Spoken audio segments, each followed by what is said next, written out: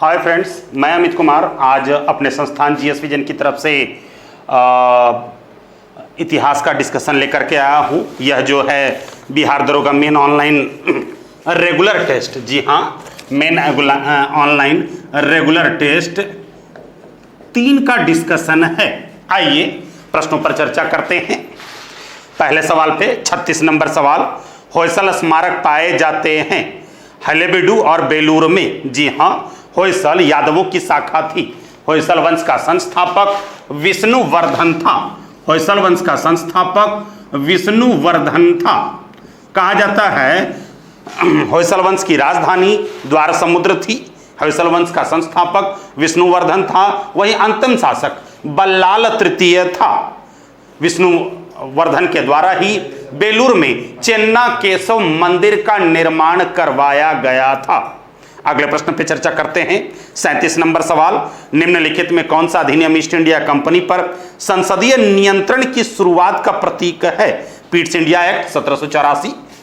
इसी Pitt's India act के पारित होने के पश्चात ही वारेन हेस्टिंग ने गवर्नर जनरल के पद से इस्तीफा दे दिया था। आपके ए नंबर ऑप्शन में 1813 का चार्टर एक्ट है।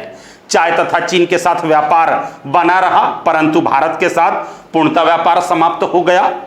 आपके बी नंबर ऑप्शन में 1833 का चार्टर एक्ट है। जी हाँ दोस्तों, कहा जाता है व्यापारिक अधिकार पूर्णतः समाप्त हो गया। इसी 1833 के एक्ट के तहत ही बंगाल के गवर्नर जनरल को भारत का गवर्नर जनरल कहकर पुकारा जाने लगा। अतः लॉर्ड विलियम बेंटिक बंगाल का अंतिम गवर्नर जनरल और भारत का प्रथम गवर्नर जनरल नियुक्त हुआ। इसी 1833 के अधिनियम के तहत ही वर्ष 1843 ईस्वी में लॉर्ड एलनबरो के शासन काल में दास प्रथा का अंत किया गया। जी हाँ दोस्तों, लॉर्ड एलनबरो के शासन काल में 1843 ईस्वी में दास प्रथा का अंत किया गया। आपके सी नंबर ऑप्शन में 1773 का रेगुलेटिंग एक्ट है। कहा जाता है पहली बार गवर्नर जनरल की नियुक्ति बंगाल में 1773 के रेगुलेटिंग एक्ट के तहत ही की गई। कलकत्ता में सुप्रीम कोर्ट की स्थापना 1774 ईस्वी में 1773 के एक्ट के तहत ही की गई थी।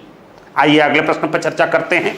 38 नंबर सवाल, उत्तर वैदिक काल का अर्थ किसका संग्रह काल है? जी हाँ, स्रोत संहिताओं का है। जी हाँ, ब्राह्मण ग्रंथ का है। वेदों को सरल भाषा में समझने के लिए गद्य भाषा में ब्राह्मण ग्रंथ की रचना की गई। सबसे प्राचीनतम ऐतरेय ब्राह्मण ग्रंथ, सबसे महत्वपूर्ण शतपथ ब्राह्मण ग्रंथ, सबसे नवीनतम गोपथ ब्राह्मण ग्रंथ। आरण्यक की रचना की गई। जी हाँ, जंगल में आरण्यक की रचना की गई। उपनिषद की रचना की गई। तो इसका आंसर हो जाएगा डी, सभी उपरोक्त हैं। 39 नंबर सवाल पे चर्चा करते हैं। निम्नलिखित में से कौन सा कथन सही है? तो वर्ष 1946 में भारत की संविधान सभा के सदस्य प्रांतीय सभा द्वारा चुने गए थे। जी हाँ दोस्तों, ये आंसर सही होगा। आपके सी नंबर ऑप्शन में संविधान सभा का पहला सत्र 9 दिसंबर 1946 को, वहीं दूसरा सत्र 11 दिसंबर 1946 को। पहले सत्र के अध्यक्ष और अस्थायी अध्यक्ष सच्चिदानंद सिन्हा को बनाया गया। वहीं अस्थायी अध्यक्ष के रूप में दूसरे सत्र का 11 दिसंबर 1946 को राजेंद्र प्रसाद को अस्थायी अध्यक्ष बनाया गया। आपके डी नंबर ऑप्शन में भारत का संविधान जहां 26 जनवरी 1949 को अपनाया गया था, 26 जनवरी 1949 को अपनाया गया, वहीं 26 जनवरी 1950 ईस्वी को लागू किया गया। आइए 40 नंबर सवाल पे चलते हैं। सिंधु घाटी सभ्यता की चर्चा है। सूची 1 को सूची 2 से मिलाना है। कौन कौन है? तो रोपड़ पंजाब सतलज नदी के किनारे है। आलमगीरपुर उत्तर प्रदेश हिंडन नदी के किनारे है। कालीबंगा राजस्थान घग्गर नदी के किनारे स्थित है। धौलावीरा गुजरात, वही बनवाली हरियाणा। जी हाँ दोस्तों, पूरे सिंधु घाटी सभ्यता का एकमात्र ऐसा स्थल बनवाली, क्या है? बनवाली, जो जिसका भौगोलिक आकार घोड़े के नाल के समान दिखाई देता है। इसलिए यहाँ की सड़कें स्टार शेप में कटी होती थी। अगले प्रश्न पे चर्चा करेंगे। 40 का आंसर ए हो जाएगा। 2 1 4 3 5। आइए 41 नंबर सवाल पे चर्चा करते हैं। निम्नलिखित घटनाओं पर विचार करें, कालक्रम के अनुसार दर्शाना है।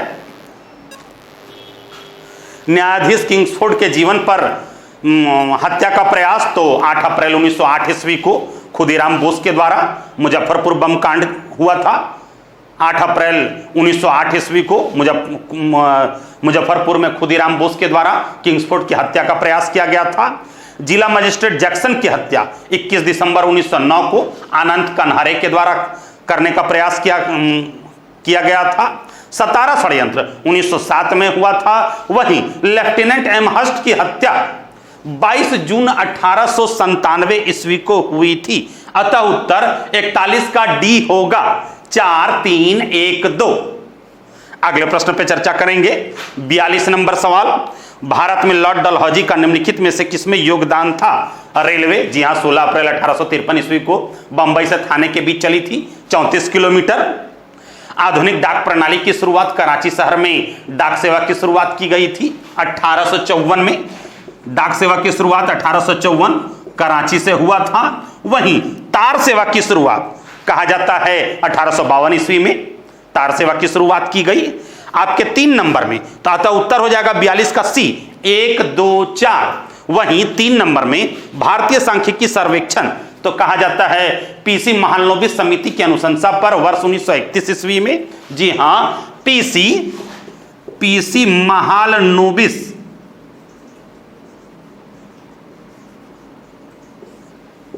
दूसरे और तीसरे पंचवर्ष योजना का डिजाइन इन्हीं के द्वारा तैयार किया गया था। याद कर लेंगे आप लोग सभी बच्चे। पीसी महालनोबिस समिति की अनुशंसा पर ही भारतीय सांख्यिकी सर्वेक्षण विभाग का गठन किया गया, जो वर्तमान समय में राष्ट्रीय आय का मापन करता है। भारत में राष्ट्रीय आय का मापन सर्वप्रथम दादा भाई नौरोजी के द्वारा 1866-67 में किया गया था। उनकी पुस्तक poverty and British rule of India में किया गया था। आइए 43 नंबर सवाल पे चलते हैं। निम्नलिखित में से किस अधिनियम ने पहली बार गवर्नर की परिषद के विधायी और कार्यकारी कार्यों को अलग किया? जी हां, भारतीय परिषद अधिनियम 1861।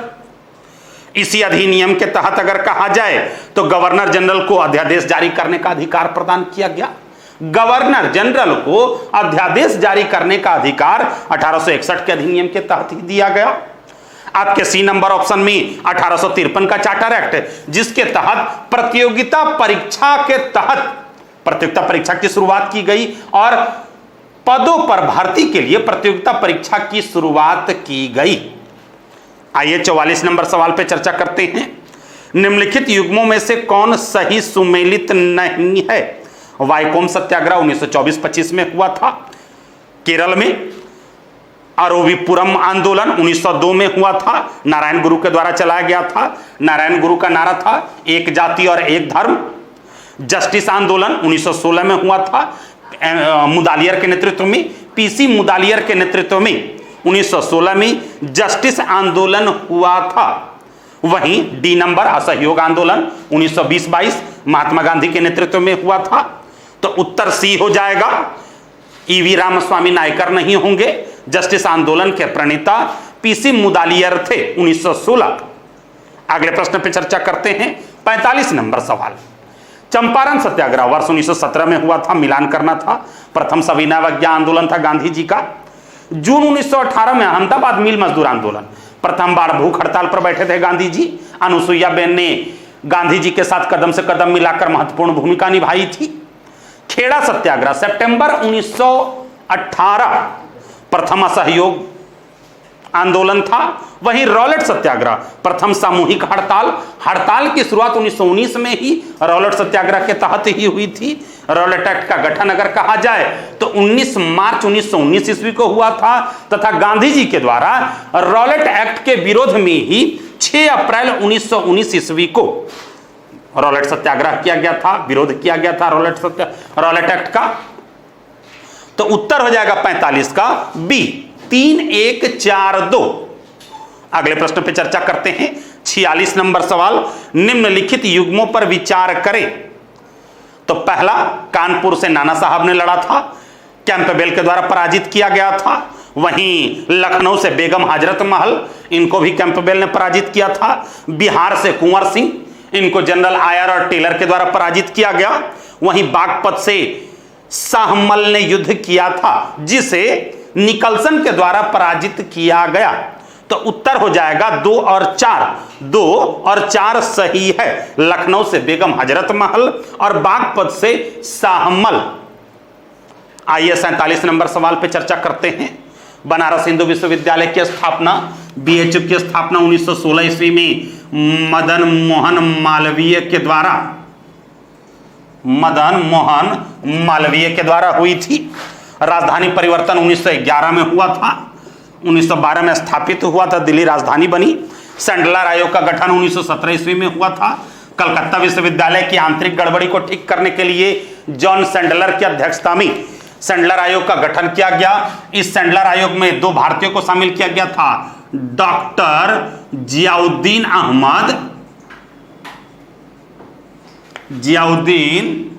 अहमद और आशुतोष मुखर्जी।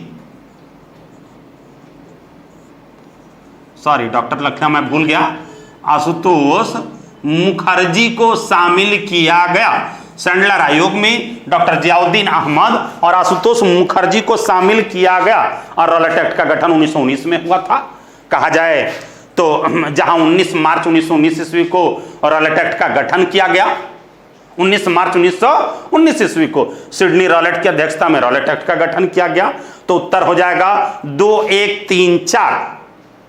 48 नंबर सवाल, विधवाओं के लिए भारत का प्रथम स्कूल किसके द्वारा स्थापित किया गया? तो डी.के. कर्वे के द्वारा विधवाओं के लिए भारत का प्रथम स्कूल स्थापित किया गया। आपके ए नंबर ऑप्शन में सावित्रीबाई फुले, यह महाराष्ट्र की रहने वाली थी। इन्होंने संपूर्ण भारत में पहली बार लड़कियों के लिए स्कूल खोलने का काम किया था। आपके बी नंबर ऑप्शन में रमाबाई रानाडे, एमजी रानाडे की पत्नी। एमजी रानाडे को महाराष्ट्र का सुकरात कहकर पुकारा जाता है, उनकी तीक्ष्ण बुद्धिता के कारण। रमाबाई रानाडे, जिन्होंने 1886 ईस्वी में सेवा सदन की स्थापना की। 1886 ईस्वी में रमाबाई रानाडे के द्वारा सेवा सदन की स्थापना की। 49 नंबर सवाल पे चर्चा करेंगे। निम्नलिखित में से किस पूर्व ऐतिहासिक सील से क्षेत्र से तीनों काल नवपाषाण, ताम्रपाषाण और नवयुगीन बस्तियों की उपस्थिति पाई गई है? कोल्डिहिवा से। कहा जाता है चावल का साक्ष्य कोल्डिहिवा से मिला है। यह वर्तमान उत्तर प्रदेश के प्रयागराज जिले में पाया गया है। कोल्डिहिवा का क्षेत्र स्थित है।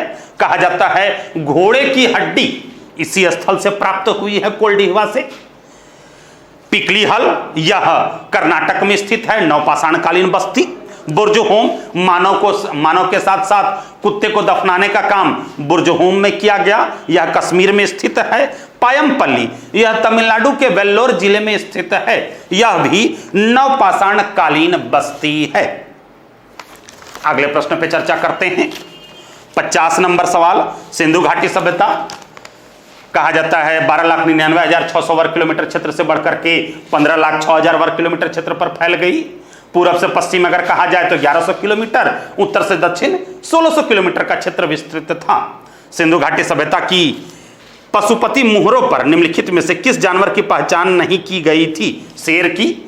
पशुपति, अरे शिव को पशुपति महादेव कहकर पुकारा गया है। यही पशुपति महादेव ऋग्वैदिक काल में रुद्र कहलाए, उत्तर वैदिक काल में महेश कहलाए और महाजनपद काल में उन्हें शिव कहकर पुकारा गया।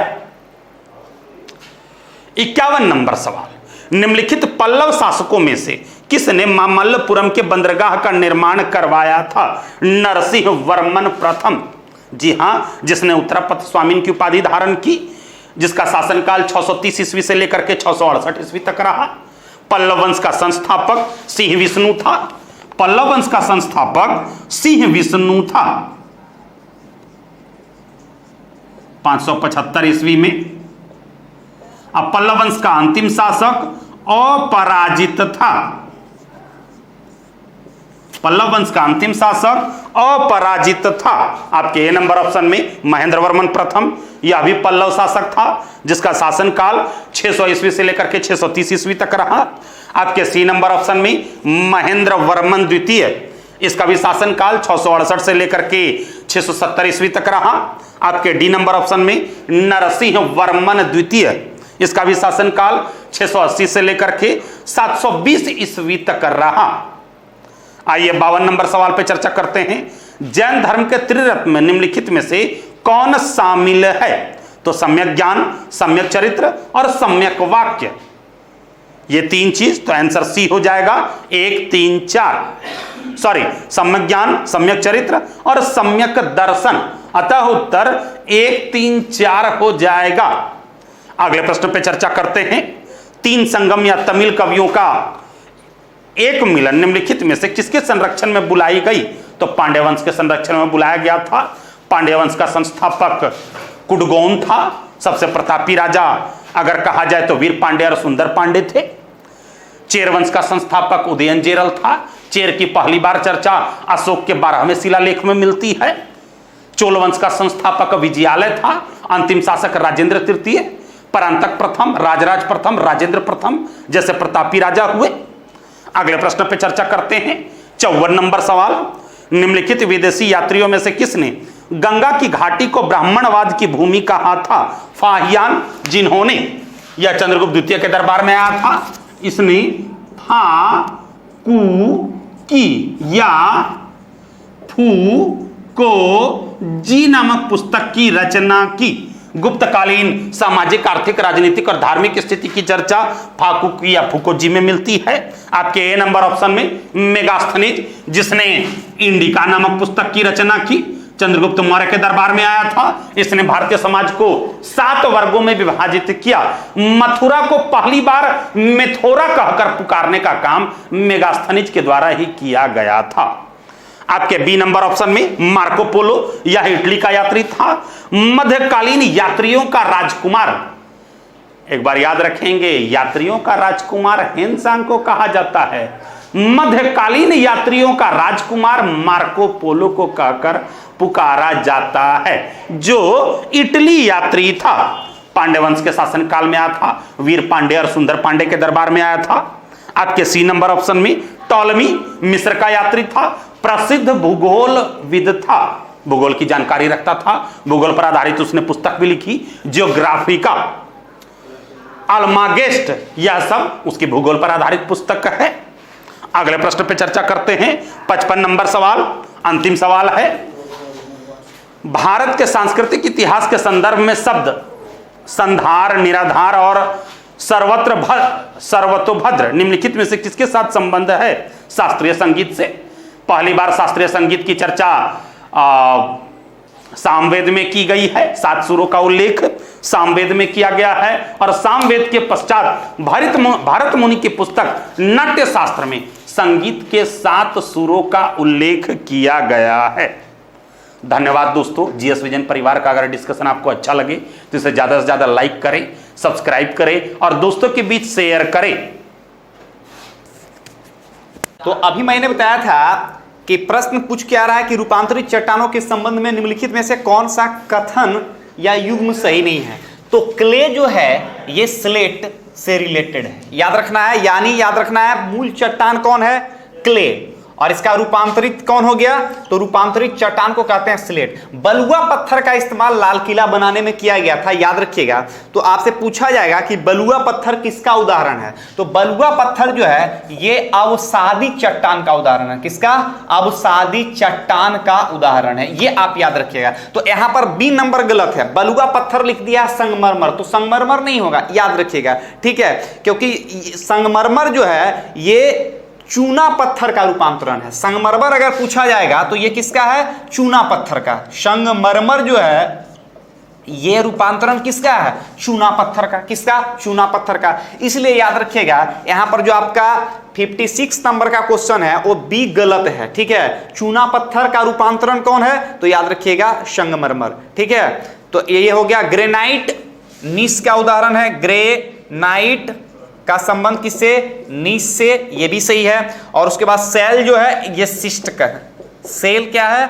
याद रखना है ये शिष्ट से संबंधित है। तो ये आप याद रखिएगा। यहां पर चट्टान दे देगा और उसका रूपांतरण आपसे पूछा जाएगा, तो आप इसको दिमाग में रखिएगा, ठीक है। और सबसे ज्यादा संगमरमर का याद रखिएगा भारत में सबसे ज्यादा संगमरमर जो होता है वो राजस्थान में होता है। कहाँ होता है? राजस्थान में होता है। ये भी आपको याद रखना है, ठीक है। और इसका इस्तेमाल आपको पता ही होना चाहिए कि इसका इस्तेमाल घर बनाने में किया जाता है, ये आप ध्यान रखना है। टाइल्स मार्बल जो भी होता है, तो याद रखिएगा इसका आंसर क्या हो जाएगा?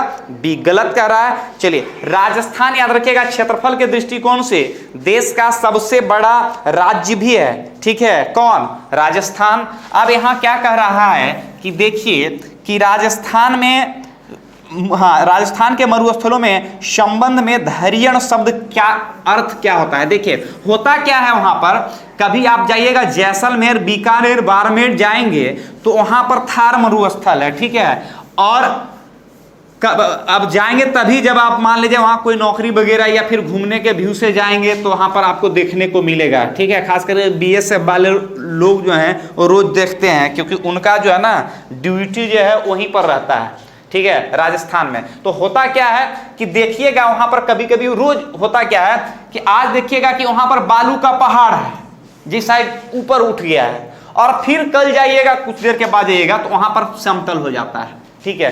तो यह जो घटना होता है याद रखिएगा, हाँ, यही घटना क्या कहलाता है? धैर्यन शब्द से यूज होता है। कौन सा शब्द से यूज होता है? धैर्यन शब्द से यूज होता है, ठीक है। ये आपको ये याद रखना है। यानी आप देखिए ये आपका रेगिस्तान हो गया, और रेगिस्तान हमेशा याद रखिएगा समतल नहीं होगा, ठीक है। कहीं ऊंचा, कहीं नीचा, कहीं गड्ढा, क्योंकि वहां क्या होता है ना कि जब हवा चलती है तो बालू क्या होता है कि बालू को उठा करके और एक ढेरा टाइप का बना देता है, ठीक है, पहाड़ जैसा बन जाता है। तो वो शब्द यूज किसके लिए होता है? धैर्यन के लिए यूज होता है। तो याद रखिएगा यहां पर दिया गया है, हाँ, रेत के टीलों का स्थानांतरण। रेत के टीलों का स्थानांतरण क्या कहलाता है? धैर्यन कहलाता है। क्लियर, समझ में आ गया? चलिए नेक्स्ट आगे चलिएगा। 58 नंबर में क्या कह रहा है ये आप हमको बताना है कि 58 नंबर का प्रश्न पूछ क्या रहा है। देखिए 58 नंबर में कह रहा है कि हाँ, लोकटक झील कहाँ पड़ता है? मणिपुर में पड़ता है। आपको पता होना चाहिए भारत में जो झील है वो आपको याद रखिएगा। झील दो तरह का होता है, एक प्राकृतिक झील होता है और एक मानव निर्मित भी होता है, जैसे गोविंद बल्लभ पंत सागर, ठीक है।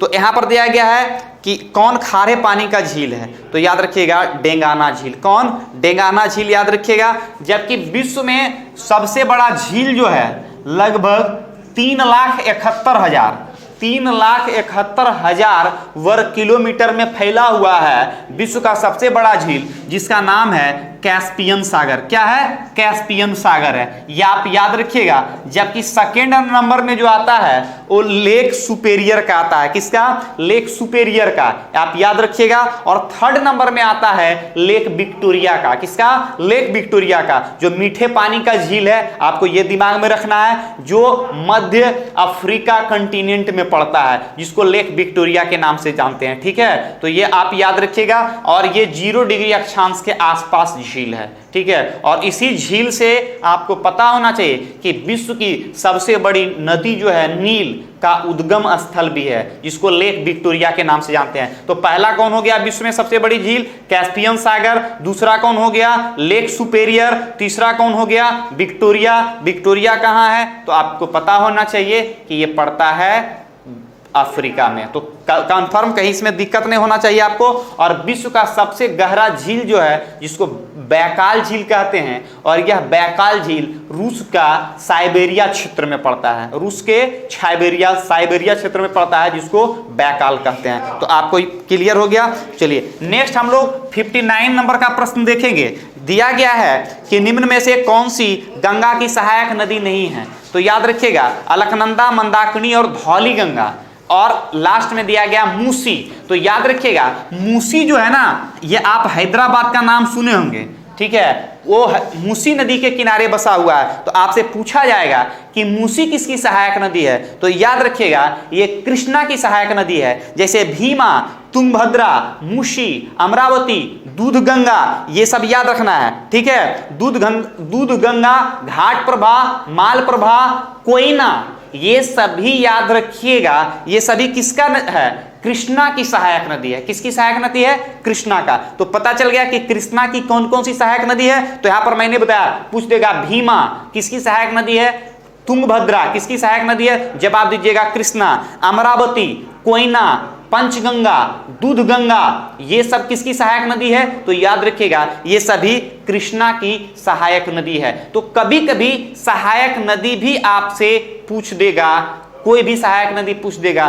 तो आपको जवाब देना पड़ेगा। उसी तरह गोदावरी का अगर पूछ देगा तो इंद्रावती, पेनगंगा, प्राणहिता, ये सभी किसकी सहायक नदी है? तो याद रखिएगा ये सभी गोदावरी की सहायक नदी है। तो देखिए सहायक नदी से मैंने आज बता दिया, फिर अगले बार इससे रिलेटेड और भी जो नदियां हैं, सिंधु है, चेनाब है, रावी है, सतलज है, ये सब के बारे में आपको जानकारी दिया जाएगा। तो पता चल गया आपको, आंसर इसका कर लेंगे मूसी। तो मूसी पता चल गया ना, ये साउथ इंडिया से संबंधित है। चलिए आंसर हो गया डी इसका।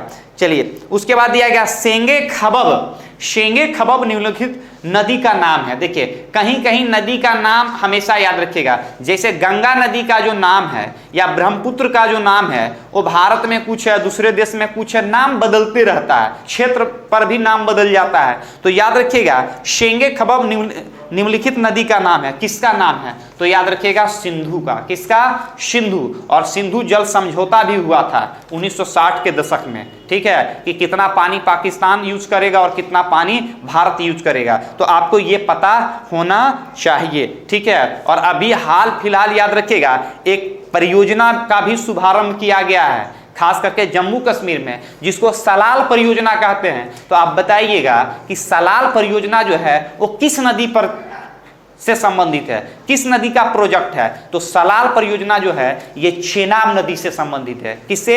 चेनाब नदी से संबंधित है। तो प्रोजेक्ट का भी नाम ध्यान रखना है आपको, ठीक है। हाइड्रो प्लांट अगर आपसे पूछा जाएगा या बांध पूछा जाएगा तो आपके माइंड में जवाब होना चाहिए, कोई भी बांध पूछ दे, ठीक है, तो आपको दिमाग में रखना है। और अब अगले बार जो प्रश्न होगा बांध से भी रिलेटेड होगा या प्रोजेक्ट हाइड्रो प्रोजेक्ट से भी होगा, तो लगातार जब डिस्कशन होगा तो आपका क्वेश्चन और आपको ये प्रश्न, इससे रिलेटेड प्रश्न आपको पढ़ना है, ठीक है। जो मैंने अभी आपको बोला प्रोजेक्ट आप पढ़ के रखिएगा, उसके बाद बांध आप पढ़ के रखिएगा, तो कहीं ना कहीं वहां से एक दो प्रश्न आपको आने की संभावना 100% रहता है। तो पता चल गया सिंधु, ठीक है।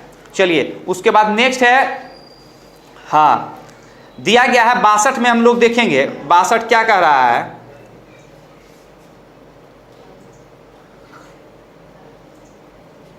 हाँ दिया गया कि निम्नलिखित में से कौन सा महासागरीय गर्म धारा है? महासागरीय, देखिए धारा दो तरह का होता है, एक गर्म धारा होता है, जल धारा होता है, और दूसरा जो होता है ठंडी जल धारा होता है, ठीक है। तो अब आपको ध्यान रखना है कि 0 डिग्री अक्षांश से पृथ्वी से इधर जो धारा जाएगा वो सब कैसा होगा? गर्म होगा, और इधर से जो आएगा वो प्रायः कैसा होगा? ठंडी जल धारा होगा। तो यहाँ पर आप ध्यान रखिएगा, ठीक है, कि पूछ क्या रहा है। तो यहाँ पर अगर आपसे पूछा जाएगा कि जो है हम्बोल्ट जलधारा जो है, हम्बोल्ट, ठीक है, ये प्रशांत महासागर की जलधारा है जिसको हम हम्बोल्ट के नाम से जानते हैं, और हम्बोल्ट एक ठंडी जलधारा है, आप याद रखिएगा। जबकि लेब्राडोर जो है ये अटलांटिक महासागर की जलधारा है। लेब्राडोर कहाँ की है? तो अटलांटिक महासागर का है। और ये कैसी जलधारा है? तो ठंडी जलधारा है। जबकि फॉकलैंड, याद रखिएगा, फॉकलैंड जो है ये भी ठंडी जलधारा है, और फॉकलैंड एक आइसलैंड भी है, याद रखिएगा। फॉकलैंड जो है एक आइसलैंड है अटलांटिक महासागर में, एकदम जस्ट अर्जेंटीना के आसपास है, ठीक है, आप याद रखिएगा। तो पूछा जाएगा आपको कि फॉकलैंड धारा जो है वो कैसी जलधारा है, तो क्या जवाब दीजिएगा? ये अटलांटिक महासागर की ठंडी जलधारा है। जबकि एल नीनो जो है, एल नीनो है या सुसीमा है, ठीक है, या अलास्का पूछेगा, तो ये सब याद रखिएगा प्रशांत महासागर की है। कहां की है? प्रशांत महासागर की है, जलधारा है। तो यहां पर दिया गया है कि इनमें से कौन सी महासागरीय गर्म जलधारा है? तो याद रखिएगा ये है कुरोशियो। कुरोशियो याद रखिएगा ये प्रशांत महासागर की जलधारा है। कुरोशियो कहाँ की है? तो याद रखिएगा प्रशांत महासागर की है। और आपको मैंने बताया भी कि एल नीनो, कुरोशियो, सुशीमा और अलास्का, ये सभी याद रखिएगा प्रशांत महासागर की जलधारा है। किसकी जलधारा है? प्रशांत महासागर का। तो कभी कभी जलधारा का संबंध महासागर से आपसे को पूछ देगा तो आपको जवाब देना पड़ेगा, और ठंडा गर्म पूछेगा तो ये भी आपको जवाब देना पड़ेगा। तो लगभग आपका इससे 1-2 क्वेश्चन क्लियर हो गया है। इसको भी थोड़ा टॉपिक पढ़ेंगे और आपको इसी तरह का क्वेश्चन मिलेगा। ठीक है, नेक्स्ट चलिए 63 क्या कह रहा है ये आप पढ़। सुपोषण एक प्रक्रिया है, सुपोषण एक प्रक्रिया है जिसमें शामिल है, क्या शामिल है? तो याद रखिएगा सुपोषण विधि द्वारा जो होता है, हाँ, पोषक तत्वों द्वारा जल निकाय का संवर्धन है। पोषक तत्वों का क्या है? जल निकाय का एक संवर्धन की प्रक्रिया को क्या कहते हैं? सुपोषण कहते हैं। इसलिए इसका आंसर क्या हो जाएगा? बी। चलिए नेक्स्ट है, आर्द्र भूमि पारिस्थितिक तंत्र के रूप में कौन माना जा सकता है? आर्द्र भूमि, याद रखिएगा आर्द्र भूमि जो है ये पारिस्थितिक तंत्र के रूप में कौन माना जाता है? पारिस्थितिक तंत्र का मतलब पहले समझिए, पृथ्वी ये है, ठीक है। पारिस्थितिक तंत्र को इकोसिस्टम भी कहते हैं, इकोसिस्टम भी कहते हैं, याद रखिएगा। टेंसले को याद रखिएगा, टेंसले, आर्थर जॉर्ज टेंसले को इकोसिस्टम का जनक कहा जाता है। तो हमेशा याद रखिएगा जैविक तथा अजैविक घटक का अध्ययन, अजैविक घटक, बायोटिक एंड एबायोटिक कंपोनेंट, जैविक तथा अजैविक घटक का अध्ययन किसमें करते हैं? इकोसिस्टम में करते हैं। तो जैविक का मतलब जीव और अजैविक का मतलब जो जीव नहीं है, जैसे मिट्टी जीव नहीं है, पानी जीव नहीं है, सूर्य का प्रकाश जीव नहीं है, और ये दोनों का कॉम्बिनेशन क्या कहलाता है? इकोसिस्टम कहलाता है। तो यहां से आपको प्रश्न पूछा क्या गया है, बताइएगा कि आर्द्र भूमि पारिस्थितिक तंत्र के रूप में कौन माना जा सकता है? तो स्थलीय पारिस्थितिक तंत्र, और याद रखना है आपको जलीय पारिस्थितिक तंत्र। देखिए पारिस्थितिक तंत्र दो हमेशा याद रखिएगा बहुत तरह का होता है। पहले समझिए, पारिस्थितिक तंत्र अगर पूछा जाएगा तो टेरेस्टेरियल होता है और एक्वेटिक होता है, जलीय भी होता है और स्थलीय भी होता है। आप दिमाग में रखिएगा। स्थलीय का मतलब अगर पूछेगा तो जंगल स्थलीय पारिस्थितिक तंत्र का उदाहरण है, या जलीय में पूछा जाएगा तो सागर, महासागर, ये सब क्या है? ये सभी एक्वेटिक इकोसिस्टम का उदाहरण है। तो इसलिए याद रखिएगा यहां पर स्थलीय पारिस्थितिक तंत्र और साथ साथ, हाँ एक मिनट, स्थलीय पारिस्थितिक तंत्र और इकोटोन। ठीक है, तो आप देखिए स्थलीय पारिस्थितिक तंत्र और इकोटोन ये आर्द्र भूमि पारिस्थितिक तंत्र के रूप में माना जाता है, क्योंकि भूमि सब जुड़ा हुआ है। तो यहां पर जलीय पारिस्थितिक तंत्र में तो भूमि का संबंध है नहीं। ठीक है, तो यहां पर हो जाएगा, हमेशा याद रखिएगा, बी और सी। ठीक है, 65 का क्या होगा आंसर? 65 का आंसर हो जाएगा डी। ठीक है, बी और सी, आर्द्र भूमि पारिस्थितिक तंत्र को कौन माना जाता है? चलिए नेक्स्ट है, निम्नलिखित में से कौन सा मानदंड प्रदूषक के रूप में नहीं जाने जाते हैं? मानदंड प्रदूषक के रूप में नहीं माने जाते हैं। तो याद रखिएगा ये हो जाएगा कार्बन डाइऑक्साइड। जबकि कार्बन डाइऑक्साइड जो है, CO2 जो है, ये याद रखिएगा आप लोग कि CO2 जो है ये ग्रीन हाउस गैस भी है। कौन? हाउस, ग्रीन हाउस, याद रखिएगा। तो ग्रीन हाउस में CO2 भी आएगा, याद रखिएगा आप लोग। जबकि CFC भी आएगा, क्लोरोफ्लोरोकार्बन भी आएगा, ठीक है, सल्फर डाइऑक्साइड आएगा, मीथेन भी आएगा, ये सभी याद रखिएगा, ये सभी ग्रीन हाउस गैस के अंतर्गत आता है। तो आंसर हो जाएगा, क्या हो जाएगा आपका? 66 का आंसर कार्बन डाइऑक्साइड। और दूसरा चीज याद रखना है कि एसिड रेन जो होता है, एसिड रेन में SO2 और NO2 का भूमिका होता है, SO2 और NO2 का भूमिका होता है, तभी क्या बनता है? एसिड रेन की संभावना होती है, सल्फर डाइऑक्साइड की संभावना होती है। ठीक है, तो इसको याद रखिएगा, इसका आंसर हो जाएगा डी, ए। ठीक है, चलिए नेक्स्ट कुछ साइंस प्रश्न की ओर आगे बढ़ते हैं हम लोग। चलिए थोड़ा 79 देख लेते हैं। ठीक है, 79 दिया गया है कि विश्व हिंदी दिवस कब मनाया जाता है? तो आपको पता होना चाहिए कि अभी हिंदी दिवस हम लोग मना चुके हैं। हिंदी अगर दिवस पूछा जाएगा तो ये 14 सितंबर को मनाया गया, याद रखिएगा। और विश्व हिंदी दिवस पूछा जाएगा तो 10 जनवरी को मनाया जाता है। आप इसको याद रखिएगा। ठीक है, इंटरनेशनल में मैंने बताया था कि डेट बदल जाता है, राष्ट्रीय में डेट बदल जाता है। ठीक है, तो विश्व हिंदी दिवस 10 जनवरी और हिंदी दिवस 14 सितंबर, जो कि हम लोग मना चुके हैं। तो आंसर हो जाएगा आपका 10। चलिए, अमजद अली खान किस विद्या से संबंधित थे? तो कभी कभी इस तरह का विविध में पूछा जाता है। ठीक है, तो याद रखिएगा इनका संबंध सरोद से था। किससे? सरोद एक वादक यंत्र है, याद रखिएगा।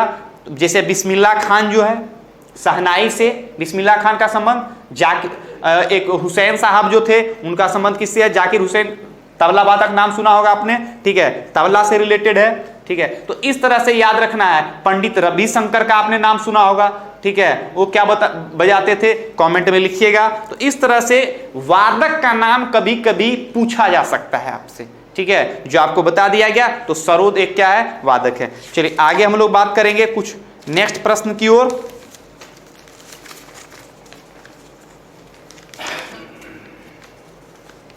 हाँ चलिए देखते हैं हम लोग। चलिए फर्स्ट नंबर का प्रश्न थोड़ा देखते हैं हम लोग, क्या कह रहा है भाई।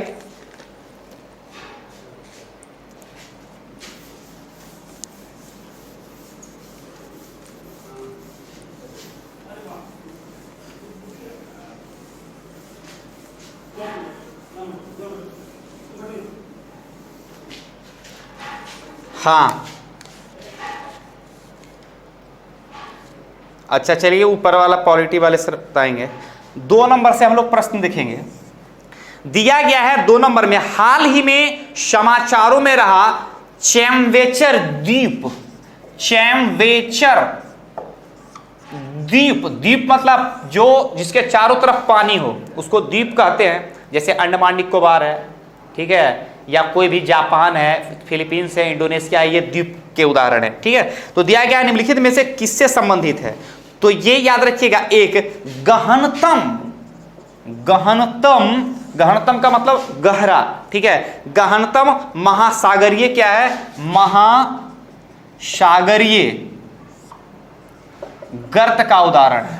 और ऐसे अगर आपको पूछा जाएगा, ठीक है, क्योंकि चर्चा में रहा है, और ऐसे अगर आपको पूछा जाएगा कि सबसे गहराई वाला भाग कौन है, ठीक है, गहराई वाला भाग कौन है, तो आप जानते होंगे कि आपने नाम सुना होगा, मेरियाना गर्त का नाम सुना होगा, सुंडा गर्त का नाम सुना होगा, टोंगो गर्त का नाम सुना होगा। ये सभी गर्त हैं जो सबसे मतलब पृथ्वी का सबसे निचला भाग कहलाता है, ठीक है, जो समुद्र की गहराई यानी समुद्र का सबसे गहरा वाला भाग, ठीक है, सबसे अधिक गहराई वाला भाग है। तो इसलिए ये जो चर्चा में रहा है, तो इसलिए इसको क्या कहेंगे, गहनतम महासागरीय गर्त, ठीक है। उसके बाद देखिए एक प्रश्न आया है 3 का, क्योंकि देखिए दिवस से रिलेटेड प्रश्न बार बार डाला जा रहा है, इसलिए क्योंकि आप अपडेट रहिए, और ये कुछ नहीं है, फिक्स प्रश्न है, पढ़ लीजिएगा तो आपको याद हो जाएगा।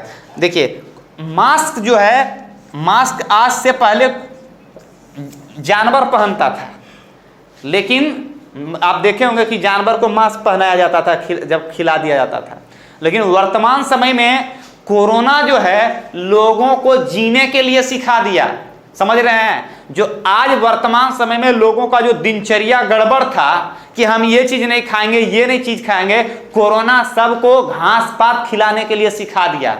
अभी गिलोय कहता है, गिलोय क्या होता है जानते हैं, गिलोय जो होता है वो गाछ वृक्ष पर एक सर्पिलाकार क्या है, एक लत है।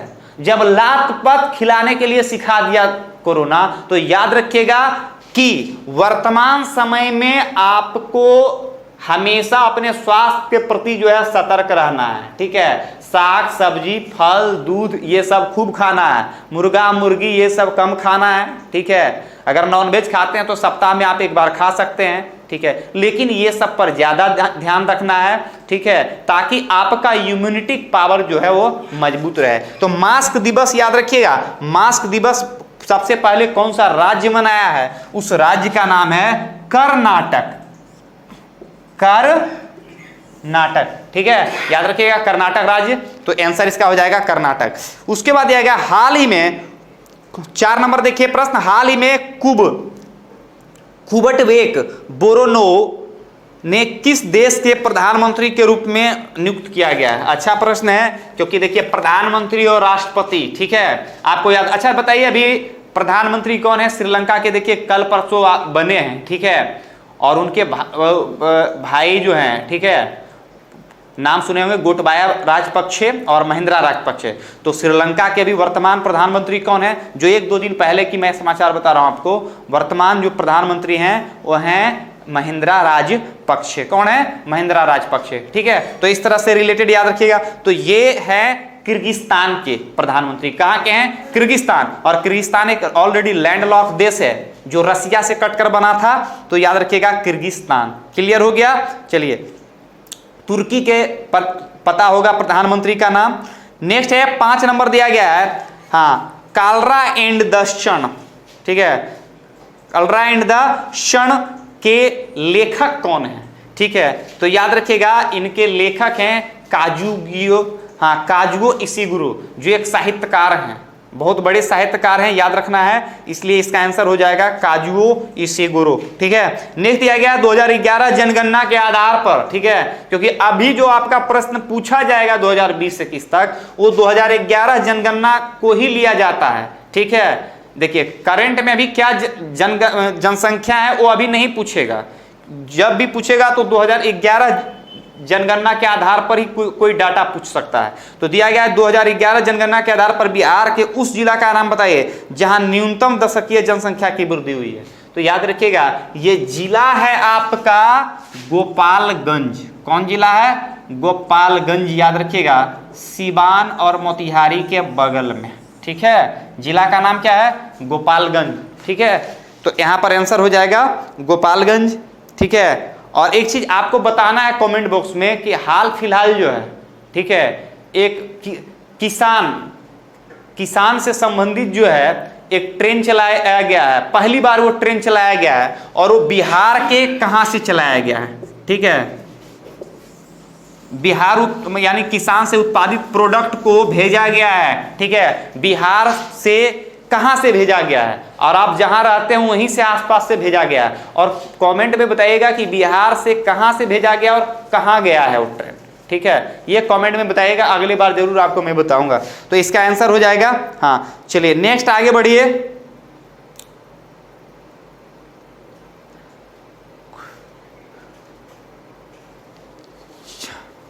चलिए 11 नंबर प्रश्न क्या कह रहा है ये पहले देखिए आप लोग।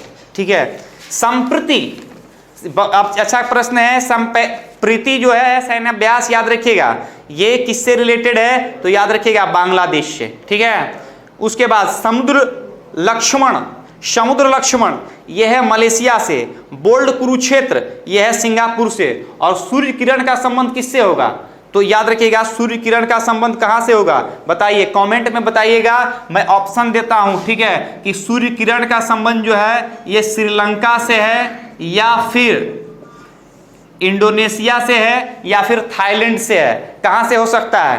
तो बताइएगा कि सूर्य किरण का संबंध यहां पर ऑप्शन में दिया गया है भूटान, लेकिन भूटान क्या है? गलत है। तो इसको आप कमेंट में बताइएगा कि कहां से रिलेटेड होगा। ठीक है, आंसर हो जाएगा इसका भूटान गलत है, आंसर बी होगा, क्योंकि गलत कह रहा है तो आंसर बताइएगा, क्योंकि अभ्यास से रिलेटेड जो है एक प्रश्न आपका 100 नहीं 100% रहेगा, 101% रहेगा कि एक प्रश्न आपका वहां से दिया जाएगा, और दिया जाएगा अपडेट जो होगा 2020 में। अगर तो हुआ नहीं है, लेकिन ध्यान रखिएगा अगर हो गया 2020 में तो वो जरूर आपके लिए इंपॉर्टेंट रहेगा। और इससे रिलेटेड हम अगर करेंट का में भी कभी क्लास ऐसा होगा तो उसमें आपको पूरा डिटेल से पूरा बताया जाएगा सैन्याभ्यास। तो आंसर इसको याद रखिएगा। चलिए, थर्मामीटर का यूज किस में किया जाता है? तो आपको पता होना चाहिए कि शरीर का तापमान मापने के लिए हम लोग किसका यूज करते हैं? थर्मामीटर का।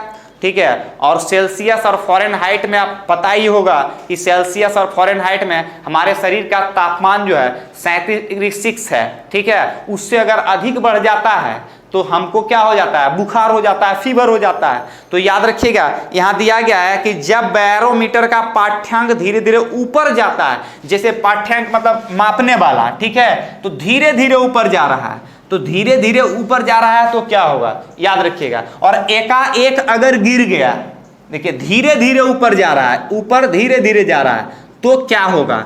एकाएक ऊपर से नीचे गिर गया, ठीक है, या फिर ऊपर से नीचे धीरे धीरे आ रहा है, तो वो क्या कहलाता है? तो दिया गया कि जब बैरोमीटर का पाठ्यांक धीरे धीरे ऊपर जाता है तो दिन साफ रहने की संभावना होती है। क्या रहने की संभावना होता है?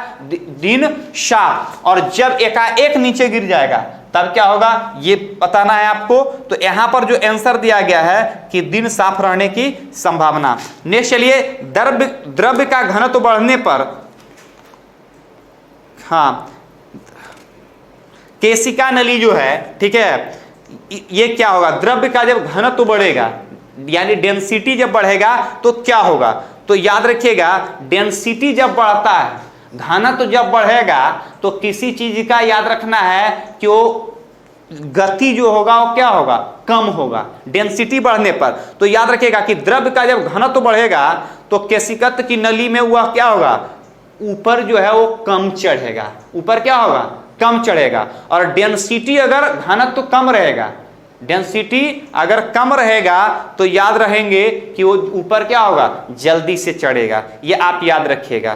क्लियर हो गया। जैसे घी में अगर कुछ चीज को डाल देते हैं, मान लीजिए बत्ती को डाल देते हैं, तो याद रखिएगा जनरली तौर पे अगर घी का आप दिया जलाइए, ठीक है, और आप तेल का दिया जलाइए, तो दोनों में आप याद रखिएगा कि जो तेल का दिया है, ठीक है, किरोसिन का, वो जल्दी समाप्त हो जाएगा। अगर आप दीपावली में देख लीजिएगा कि दीपावली में मान के चलिए कि एक में किरोसिन तेल डाल दीजिए और एक में घी डालिए, तो सबसे देर तक कौन जलेगा, सबसे देर तक याद रखिएगा जलेगा घी का दिया। और इसी का ये उदाहरण है। तो याद रखिएगा कम चढ़ेगा, इसका आंसर क्या होगा, बी। नेक्स्ट चलिए, विकृति का मात्रक क्या होता है, तो विकृति का कोई मात्रक होता ही नहीं है, ठीक है। जैसे याद रखना है बल का क्या मात्रक है, तो आपको पता है न्यूटन है, ठीक है। तो उसी तरह याद रखना है आवृत्ति का क्या मात्रक होता है, तो हर्ट्ज होता है, ठीक। तो इसी तरह दाब का क्या मात्रक होता है, तो पास्कल होता है। तो इस तरह से आपको याद रखना है कि कभी कभी ये पूछा जाता है, और पूछा क्या जाता है, यहां से एक प्रश्न रहता ही रहता है। तो विकृति का कोई मात्रक नहीं होता है। तो यहां पर ऑप्शन 14 का क्या हो जाएगा, 14 का आंसर हो जाएगा सी। क्लियर हो गया। और लगभग जो भी प्रश्न है वो बहुत ज्यादा अच्छा प्रश्न दिया गया है इस बार।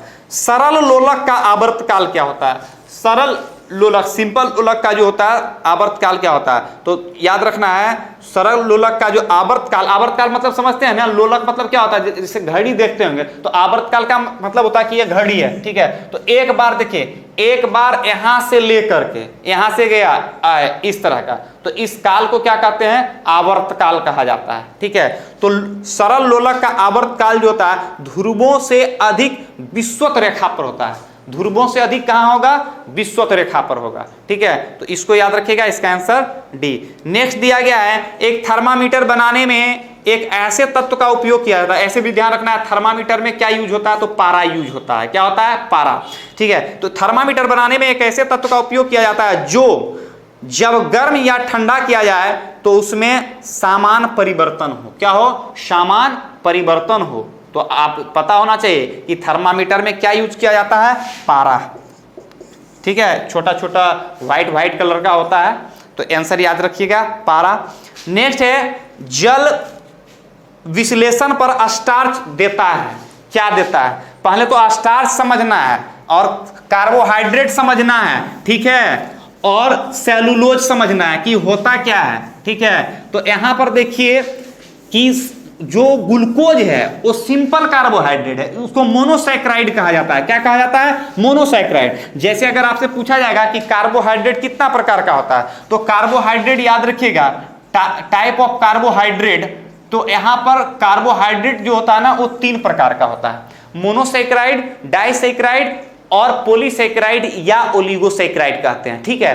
तो जैसे C6H12 O6 पूछे या C12H22 O11 पूछेगा, तो ये याद रखना है, ये दोनों जो है ये दोनों मोनोसैकराइड का उदाहरण है, यानी ये सिंपल कार्बोहाइड्रेट है। जबकि फ्रुक्टोज याद रखना है, फ्रुक्टोज भी जो है ये सिंपल कार्बोहाइड्रेट है, और सिंपल कार्बोहाइड्रेट आसानी से पच जाता है, ये आप याद रखिएगा। और जो कॉम्प्लेक्स कार्बोहाइड्रेट होगा, जटिल कार्बोहाइड्रेट होगा, वो आसानी से नहीं पचेगा। तो यहां पर दिया क्या गया है कि जल विश्लेषण स्टार्च देता है, क्या देता है, तो ये जल विश्लेषण पर स्टार्च देता है। अब देखिए स्टार्च कहां से मिलेगा, तो हम खाना खाते हैं, चावल खाते हैं, गेहूं खाते हैं, तो वहां से क्या मिलेगा, स्टार्च, कार्बोहाइड्रेट का उदाहरण है। और जल विश्लेषण जब होगा, यानी जब हम खाते हैं और खाने के बाद पानी पीते हैं, ठीक है, और पानी पीने के बाद याद रखना है कि जब ये भोजन डाइजेस्ट होता है, पचता है, तो याद रखिएगा ये क्या देगा आपके शरीर को, तो ग्लूकोज देगा, C6H12O6 देगा। क्योंकि ध्यान रखिएगा डायरेक्ट हमारा शरीर जो है ना स्टार्च से एनर्जी नहीं बना सकता है, ये क्या होगा, स्टार्च किसमें कन्वर्ट होगा, ग्लूकोज में, और ग्लूकोज फिर क्या होगा ना कि ग्लूकोज का ऑक्सीडेशन होगा।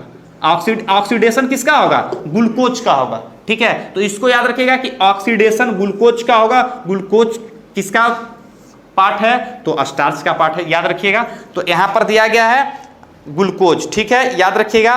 फ्रुक्टोज भी दिया गया, सुक्रोज दिया गया। तो हमारे शरीर को एनर्जी जो है कहां से मिलता है, तो याद रखिएगा ग्लूकोज से ही मिलता है। इसलिए डायरेक्ट एनर्जी के लिए याद रखिएगा किसी को फल नहीं दिया जाता है। खिलाड़ी को कहीं देखे हैं फल देते हुए, नहीं, क्योंकि फल में क्या पाया जाता है, फल में फ्रुक्टोज पाया जाता है, आप याद रखिएगा। और उसके स्थान पर ग्लूकोज का घोल दिया जाता है, क्योंकि ग्लूकोज का घोल डायरेक्ट एनर्जी बनाने में बॉडी को मदद करता है। तो क्लियर समझ में आ गया ग्लूकोज। और जबकि यहां पर एक चीज और याद रखिएगा, सेलुलोज जो है ना, जब एक से अधिक ग्लूकोज के अणु जब आपस में मिलेंगे, एक से अधिक ग्लूकोज के अणु जब आपस में मिलेंगे तो ये बना देगा सेलुलोज। और सेलुलोज जो है, ये ध्यान रखिएगा कि प्लांट का जो है ना सेल वाल जो है, ये किसका बना होता है, ये सेलुलोज का बना होता है। ये काफी जटिल होता है, इसलिए हम इसको पचा नहीं सकते हैं। इसको पचा कौन सकता है, जानवर पचा सकता है, हम लोग में पावर नहीं है। क्लियर समझ में आ गया। चलिए, ग्लूकोज हो गया। सभी 19 नंबर देखिए क्या प्रश्न कह रहा है, ध्यान से सुनिएगा कि प्रायः सभी कार्बनिक यौगिक होते हैं। सभी कार्बनिक यौगिक होते हैं, क्या होते हैं। अब आप समझिएगा कि कार्बनिक और अकार्बनिक होता क्या है। तो जिसमें कार्बन का मात्रा होगा, ठीक है, वो क्या हो जाएगा, कार्बनिक। अब हम क्या है, हमारा शरीर क्या है, क्या इसमें कार्बनिक कंपाउंड है, तो है भैया। क्यों, कहाँ अब है, कहाँ देखिएगा, तो ये बॉडी जलेगा तो जलने के बाद कार्बन निकलता है कि नहीं निकलता है, निकलता है। इसलिए हमारा शरीर में कार्बनिक कंपाउंड है, पाया जाता है। याद रखना है, जल पूछेगा कि जल क्या कार्बनिक है, कार्बनिक कंपाउंड का उदाहरण है, तो बताइएगा नहीं। दूध है तो दूध है, क्यों, क्योंकि दूध में जल भी है और कार्बनिक कंपाउंड भी उसमें है, क्योंकि उसमें लैक्टोज शर्करा पाया जाता है। और लैक्टोज शर्करा का मतलब पता ही है, शर्करा मतलब C6H12O6, यानी C यहां पर ऐड है, तो समझ में आ गया, कार्बन ऐड है वहां पर। तो यहां पर दिया गया है कि प्रायः सभी कार्बनिक यौगिक जल में अघुलनशील होते हैं। क्या होते हैं, जल में अघुलनशील। याद रखिएगा, इसका आंसर हो जाएगा बी। नेक्स्ट चलिए, एक पारिस्थितिक तंत्र में देखिए, इन्वायरमेंट इकोलॉजी से 2, 3, 4 प्रश्न हमेशा, कोई भी एग्जाम में, किसी भी तरह का एग्जाम हो, 2, 4 प्रश्न आपका रहेगा ही, ठीक है, और अधिक ही अधिक रहेगा।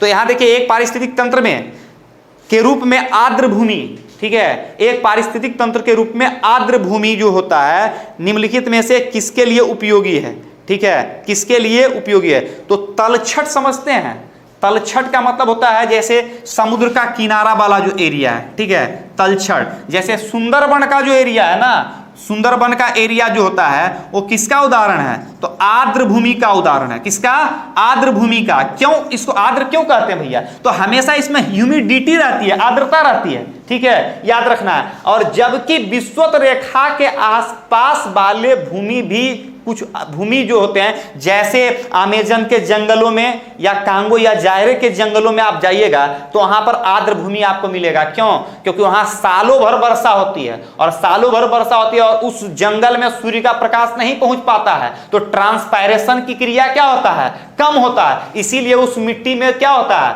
आर्द्रता हमेशा होती है। तो यहां पर दिया गया है, तलछट को रोककर नदियों से नमक को कम करने, हाँ, नमक को कम करने में, तो दिया गया तलछट को रोककर नदियों से नमक को कम करने में, इसलिए इसका आंसर क्या होगा, सी। नेक्स्ट चलिए, किस में, वायुमंडल के किस भाग में ओजोन है, O3 है। देखिए O3 ओजोन, और इससे रिलेटेड है CFC, क्लोरोफ्लोरोकार्बन, ठीक है, आप याद रखिएगा।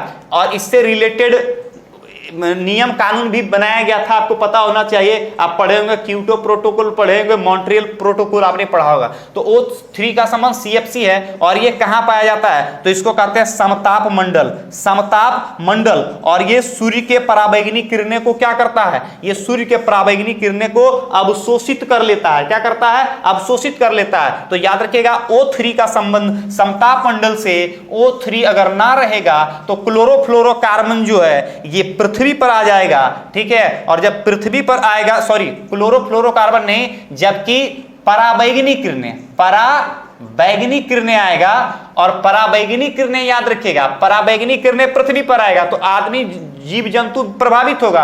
और CFC क्या करता है ना, देखिए CFC जो है ये O3 को क्या करेगा, अवक्षय करेगा, और जब O3 नहीं रहेगा तो पराबैंगनी किरण को रोक नहीं सकता है। तो आप याद रखिएगा यहां पर 3 पराबैंगनी किरणें, O3, CFC और समताप मंडल। O3 कहां पाया जाता है, समताप मंडल में। आप याद रखिएगा CFC क्लोरोफ्लोरोकार्बन किसका विनाश कर देता है, O3 का। O3 किसको रोकता है, तो पराबैंगनी किरणें को। क्लियर हो गया, तो इसका आंसर हो जाएगा स्ट्रेटोस्फेयर। ठीक है, याद रखिएगा। हीलियम के नाभिक में होता है, ठीक है, हीलियम, इसका खोज रैमजे ने किया था। किसने, रैमजे। और ऑक्सीजन का खोज कैवेंडिश ने किया था। किसने, ऑक्सीजन का खोज कैवेंडिश साहब ने किया था। तो आप याद रखिएगा कि हीलियम जो है, ठीक है, हीलियम का उपयोग जो है वायुयान के टायरों में किया जाता है, ऊपर उठाने में यूज होता है। आप याद रखिएगा इसको। तो हीलियम के नाभिक में क्या होता है, तो 2 प्रोटॉन होगा और 2 न्यूट्रॉन होगा। 2 प्रोटॉन और 2 न्यूट्रॉन। इलेक्ट्रॉन का खोज किसने किया था, जे थॉमसन ने किया था। किसने किया था, जे थॉमसन ने किया था। जबकि न्यूट्रॉन का खोज किसने किया था, जेम्स चैडविक ने किया था। गोल्डस्टीन किसका खोज किया था, प्रोटीन का। और नाभिक का खोज किया था रदरफोर्ड। किसने किया था, रदरफोर्ड। तो इसलिए यहां से कभी कभी इस तरह का एक छोटा सा भी प्रश्न रहता है, आप जानते हैं, पूछ देता है, और कभी कभी याद रखना है मिस्टेक भी हो जाता है। ठीक है, तो मिस्टेक नहीं होना चाहिए। 2 प्रोटॉन और 2 न्यूट्रॉन, याद रखिएगा। नेक्स्ट चलिए अच्छे ईंधन का। देखिए अच्छे ईंधन का ये 9th का टॉपिक का क्वेश्चन है। अच्छे ईंधन की विशेषता क्या होता है, आपने पढ़ा होगा 9th में, केमिस्ट्री में आपने पढ़ा होगा कि अच्छे ईंधन का भूमिका क्या होता है। तो आपको पता होना चाहिए कि दिया गया कि विशेषता क्या है। तो ईंधन का ऊष्मीय मान क्या होना चाहिए, अधिक होना चाहिए। जैसे कभी कभी पूछता है कि गोईठा का ऊष्मीय मान पूछेगा, लकड़ी का ऊष्मीय मान पूछेगा, पेट्रोल का ऊष्मीय मान पूछेगा। तो याद रखना है कि ऊष्मीय मान सबका अलग अलग होता है, और जिसका ऊष्मीय मान अधिक होगा, अच्छा होगा, तो बढ़िया ईंधन कहलाएगा। सीधा आप याद रखिएगा। तो ईंधन का ऊष्मीय मान उच्च होना चाहिए, सही है। ईंधन को जलाने पर काफी मात्रा में राख, धुआं तथा अन्य विषैले गैस नहीं उत्पन्न होने चाहिए, ये भी सही है। ठीक है, जबकि तीसरा दिया गया प्रज्वलन ताप कम होना चाहिए। प्रज्वलन ताप क्या होना चाहिए, कम होना चाहिए। इसलिए याद रखना है, इसका आंसर हो जाएगा डी। ठीक है, क्लियर, समझ में आ गया। तो जैसे कोयला आप जलाते हैं तो ऊष्मीय मान कोयला का होगा ज्यादा कि लकड़ी का होगा। तो लकड़ी को आप जलाइएगा तो उसमें देखिए प्रज्वलन मतलब धुआं, और साथ साथ उसमें आग का फव्वारा ज्यादा होता है। लेकिन कोयला आप जलाते होंगे तो कोयला जब जल जाता है तो उसमें सिर्फ क्या निकलता है, उसमें सिर्फ उष्मा ही निकलता है, वो प्रज्वलित नहीं होती है। क्लियर, समझ में आ गया ना, इसलिए याद रखना है। नेक्स्ट चलिए, फल का अध्ययन को क्या कहते हैं। तो फल का अध्ययन को पोमोलॉजी कहते हैं। क्या कहते हैं, पोमोलॉजी। और फाइकोलॉजी में किसका अध्ययन करते हैं, शैवाल का। माइकोलॉजी में किसका अध्ययन करते हैं, तो याद रखना है ये करते हैं कवक का। किसका, कवक का। तो साइटोलॉजी में किसका अध्ययन करते हैं, तो आप हड्डियों का अध्ययन करते हैं। तो इस तरह से कभी कभी पूछा जाता है। और ऑर्निथोलॉजी में किसका अध्ययन करते हैं, पक्षियों का। ठीक है, और एंथोलॉजी में किसका अध्ययन करते हैं, तो फूल का। किसका, फूल का। क्लियर हो गया। प्रकाशीय अभिक्रिया कहां होता है, देखिए प्रकाशीय अभिक्रिया कहां होता है। एक चीज याद रखिएगा, फोटोसिंथेसिस जब क्रिया होता है, यानी प्रकाश संश्लेषण की क्रिया जब होता है, तो सोलर एनर्जी केमिकल एनर्जी में बदलता है। सोलर एनर्जी से केमिकल एनर्जी में यह क्रिया होता है, और तभी पौधा किसका निर्माण करता है, भोजन का निर्माण करता है। बिना प्रकाशीय ऊर्जा का कोई भी पौधा, याद रखिएगा, भोजन का निर्माण नहीं करेगा। तो याद रखिएगा, पौधा में क्लोरोप्लास्ट के अंदर एक पार्ट पाया जाता है जिसको ग्रेना कहते हैं। क्या कहते हैं, ग्रेना कहा जाता है। ठीक है, क्लोरोप्लास्ट के अंदर पाया जाता है। तो याद रखिएगा, प्रकाशीय अभिक्रिया कहां होता है, ग्रेना में होता है। ग्रेना कहां होता है, तो क्लोरोप्लास्ट। क्लोरोप्लास्ट कहां है, तो याद रखिएगा पत्तियों से रिलेटेड है। आंसर हो जाएगा ग्रेना। नेक्स्ट चलिए, भारतीय रक्षा तकनीक के संदर्भ में सागरिका क्या है, सागरिका क्या है, सागरिका क्या है। तो ये क्या है, परमाणु सक्षम पनडुब्बी लॉन्च बैलिस्टिक मिसाइल है। परमाणु सक्षम पनडुब्बी।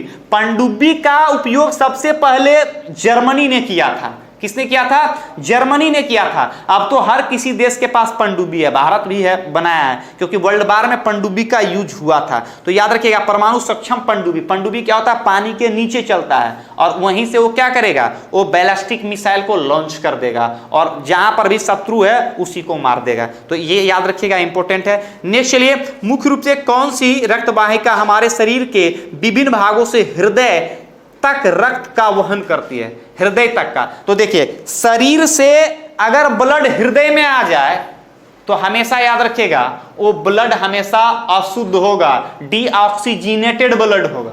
शरीर के विभिन्न भागों से जब रक्त हृदय में पहुंचता है, और हृदय में कहां? राइट ऑरिकल में पहुंचता है, दायां अलिंद में पहुंचता है, तो वो ब्लड हमेशा डीऑक्सीजनेटेड होगा, ठीक है, अशुद्ध रक्त होगा। तो यहां पर दिया क्या गया है कि हमारे शरीर से जो हृदय में रक्त पहुंचता है वो किसके द्वारा पहुंचता है? तो याद रखिएगा, शिराएं के द्वारा। किसके द्वारा? शिराएं के द्वारा, यानी वेन के द्वारा पहुंचता है। याद रखिएगा, हमारे बॉडी में 4 तरह का नली होता है, शिरा, धमनी, ठीक है, पल्मोनरी आर्टरी और पल्मोनरी वेन, फुफ्फुसीय धमनी और फुफ्फुसीय शिरा। तो इसका आंसर क्या हो जाएगा? इसका शिरा हो जाएगा, ठीक है। नेक्स्ट, निम्नलिखित में से कौन सा ओमनीबोरस है? ओमनीबोरस समझते हैं? ओमनीबोरस का मतलब होता है सर्वाहारी। सर्वाहारी यानी सब कुछ को खा जाए। तो बाघ सब कुछ खाएगा, मर जाएगा लेकिन नहीं खाएगा। बकरी खाएगा, कभी नहीं खा सकता है। तो ओमनीबोरस का मतलब आदमी। आदमी याद रखिएगा, परिस्थिति के अनुसार शाकाहारी बन जाता है, परिस्थिति के अनुसार मांसाहारी बन जाता है। याद रखिएगा, जब जन्म लेता है तो याद रखिएगा, माँ पिताजी खिलाते हैं, क्या खिलाते हैं? सब कुछ खिला रहे हैं। और जब 60 साल का होता है तो कहता कि जा करके हरिद्वार में जाकर के माला ले लेता है, ठीक है। तो ये याद रखना है कि हम लोग कैसे हैं? सर्वाहारी हैं, ठीक है। तो मनुष्य यहां पर ऑप्शन दिया गया, आदमी, बकरी, शेर, इनमें से कोई नहीं, आदमी होगा। गर्दन में कशेरुकी की संख्या कितना होता है? कशेरुकी बोन की संख्या कितना होता है? गर्दन में पूछ रहा है, तो गर्दन में सिर्फ 7 होगा। कितना होगा? 7। आंसर 7 याद रखिएगा। चलिए, कार टी किसके उपचार का एक व्यक्तिगत रूप है, ठीक है। तो याद रखिएगा, ये कैंसर का है। किसका? कैंसर का।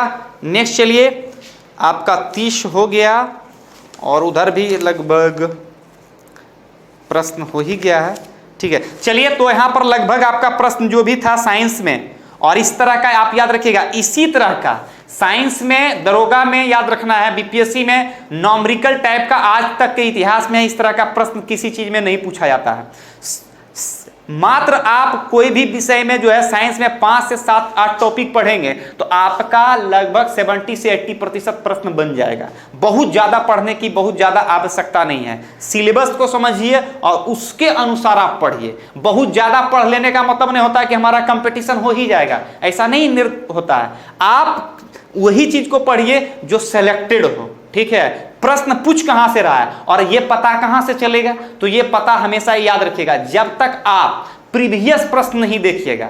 जैसे अभी वर्तमान में 2019-20 में कोई भी पेपर हुआ है उससे मतलब नहीं है, पेपर कोई भी हुआ है उस पेपर को हमको देखना है। और सब बोर्ड याद रखिएगा मोटा मोटी एक ही होता है। इस बोर्ड का जो अध्यक्ष होता है उस बोर्ड में भेज देता है, उस बोर्ड का अध्यक्ष इस बोर्ड में होता है। तो सब क्वेश्चन को देखिए और देखिए कि टॉपिक कहां से उठा रहा है, प्रश्न कहां से साइंस में पूछ रहा है, ज्योग्राफी में कहां से पूछ रहा है, तो उसको ढंग से पढ़िए, मेहनत कीजिए। धन्यवाद, फिर कल मिलते हैं। ओके। हेलो एवरीवन, मैं राजेश दुबे आप सभी का स्वागत करता हूं। आइए हम लोग दरोगा मेंस का जो रेगुलर टेस्ट पेपर है उसका सेट नंबर 3 का डिस्कशन देखते हैं। इसमें मैं आपको मैथ्स और रीजनिंग का क्वेश्चन कराऊंगा। दरोगा मेंस का एग्ज़ाम वो बहुत नज़दीक आ गया है, इसलिए आप अपना पूरा पोटेंशियल लगा दीजिए। जितना पढ़ सकते हैं, जितने अपने आप को आप अभी जितना मेहनत कीजिएगा एग्ज़ाम में आपको सफलता पाने में उतनी ही आसानी होगी। अब जो समय है वह समय है कि पढ़े हुए चीज़ों को रिवीजन भी करते चलिए और आप क्या कीजिए कि सेट पर फोकस कीजिए ज़्यादा से ज़्यादा और कॉन्सेप्चुअल पढ़िए, जो भी पढ़िए कॉन्सेप्चुअल पढ़िए। चलिए आइए हम लोग क्वेश्चन देखते हैं। अब रीजनिंग का क्वेश्चन देखिए। सबसे पहले क्वेश्चन नंबर 81 है। क्वेश्चन नंबर 81 देखिए। 81 नंबर क्वेश्चन में दिया हुआ है कि किसी कूट भाषा में पेरेंट का कूट दिया हुआ है BDFGHK, चिल्ड्रेन का दिया हुआ है, रीप्रिंट का आपको कोडिंग करना है, रीप्रिंट का कोडिंग करना है। तो देखिए इसमें आप क्या कीजिए कि आप देखिए कि आर के लिए क्या आया है। रीप्रिंट में पहला आपको किसका निकालना है, REPRINT, इसी का निकालना है। तो सबसे पहले देखिए आर के लिए क्या आया है। तो आर के लिए ऊपर में आप देख रहे हैं कि पेरेंट में आर है, और आर किसके लिए है, तो आर 3 नंबर में एफ के लिए है। तो आर जो है आपका आर किसके लिए है, तो एफ के लिए, तो एफ हो गया। अब उसके बाद देखिए कि ई के लिए क्या आया है। तो ध्यान दीजिए ऐसे क्वेश्चन को क्या करते हैं कि आप देख रहे हैं FGB सब में कॉमन है। तो FGB सब में कॉमन है, तो हम लोग सीधे क्या करेंगे कि जो चौथा जो लेटर है हम लोग उसको लेंगे। तो चौथा लेटर जो है हमारा वो है फिर एक बार आर, फिर एक बार क्या है, आर है। तो आर किसके लिए आया है, एफ के लिए। तो इसका मतलब साफ है कि या तो ए होगा या तो ए होगा, नहीं तो ऑप्शन डी होगा, या तो ए होगा नहीं तो डी होगा। अब आ जाइए ए और डी में अंतर क्या है, तो लास्ट वाले लेटर में है। तो लास्ट वाला लेटर है आपका टी के लिए क्या आया है देखिए, तो टी के लिए आपका आया हुआ है, देख रहे हैं आप के आया हुआ है। तो टी का मान आपका के है, तो ये लास्ट में इसका मतलब के होगा। तो ये ऑप्शन ए भी नहीं होगा, क्या आंसर हो जाएगा, डी, यानी 81 का हो जाएगा डी। इस तरह से कीजिएगा तो थोड़ा सा आपका समय बचेगा, थोड़ा सा क्या होगा, समय बचेगा। 82 नंबर देखा जाए, 82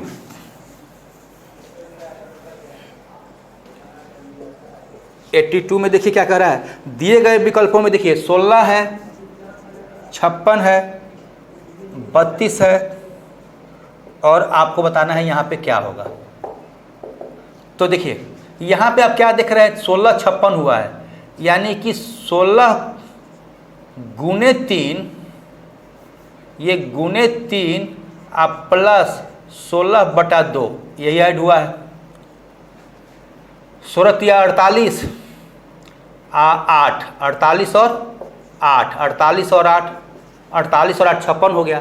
तो उसी तरह से 32 गुने 3 आप प्लस 32/2, तो 96 आप प्लस 16, ये आपका हो जाएगा 112, यानी 112 इसका आंसर हो जाएगा। 112 हो गया, यानी ऑप्शन नंबर बी, 82 का बी। 83 नंबर देखिए,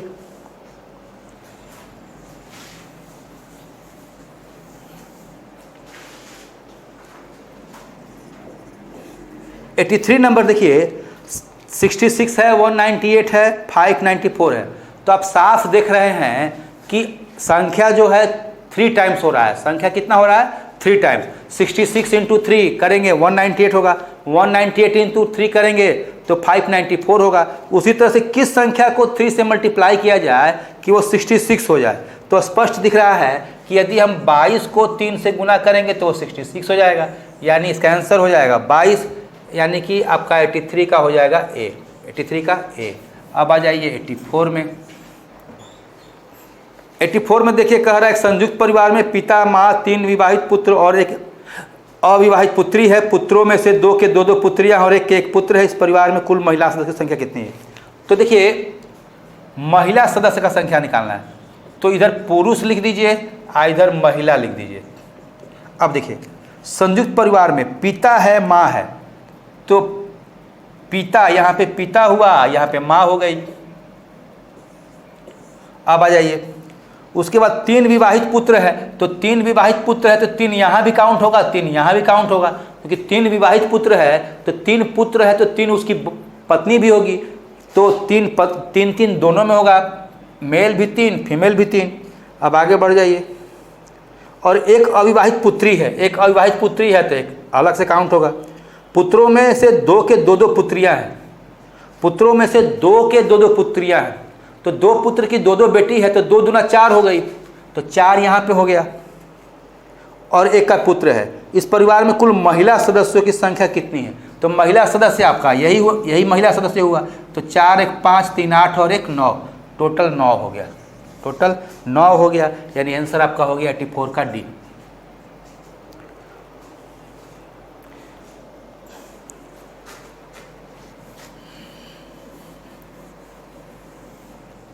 अब आ जाइए 85 में।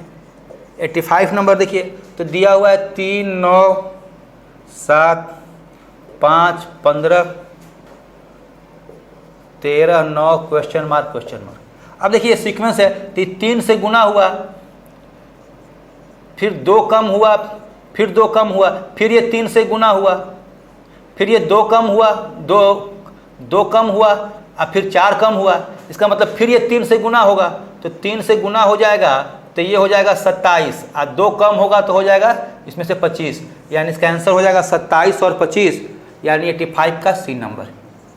86 नंबर देखिए, राम ने श्याम की ओर संकेत करते हुए कहा कि श्याम मेरे चाचा की पुत्री का भाई है। तो देखिए मेरे चाचा की पुत्री का भाई, चाचा की पुत्री, तो चाचा की पुत्री मतलब चचेरी बहन, और चचेरी बहन का भाई, इसका मतलब कि चचेरा भाई।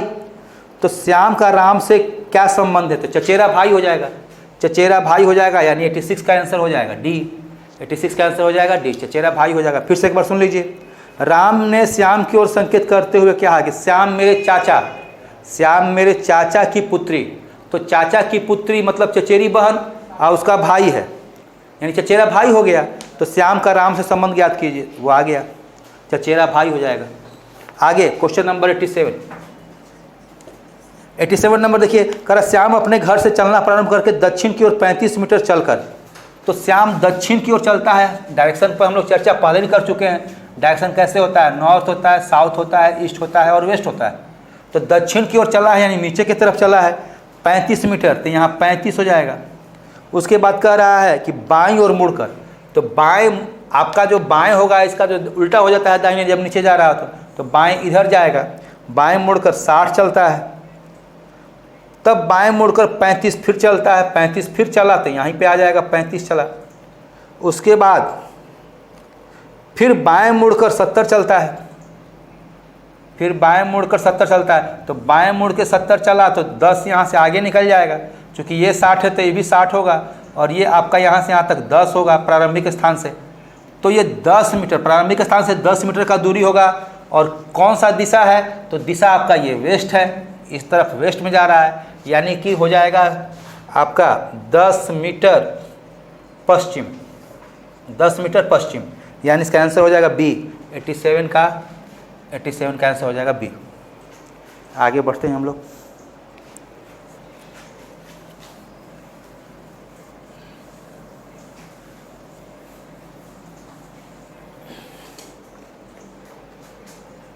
एट्टी नंबर देखा जाए। 88 नंबर में देखिए क्या कह रहा है, कथन और निष्कर्ष है। आप देख रहे होंगे दिया हुआ है कि कथन में दिया हुआ है कथन और मान्यताएं दिया हुआ है। रेलगाड़ी के डिब्बे में चेतावनी, गाड़ी रोकने के लिए जंजीर खींचे, अनुचित प्रयोग के लिए 500 रुपया जुर्माना। यह आपको कथन है।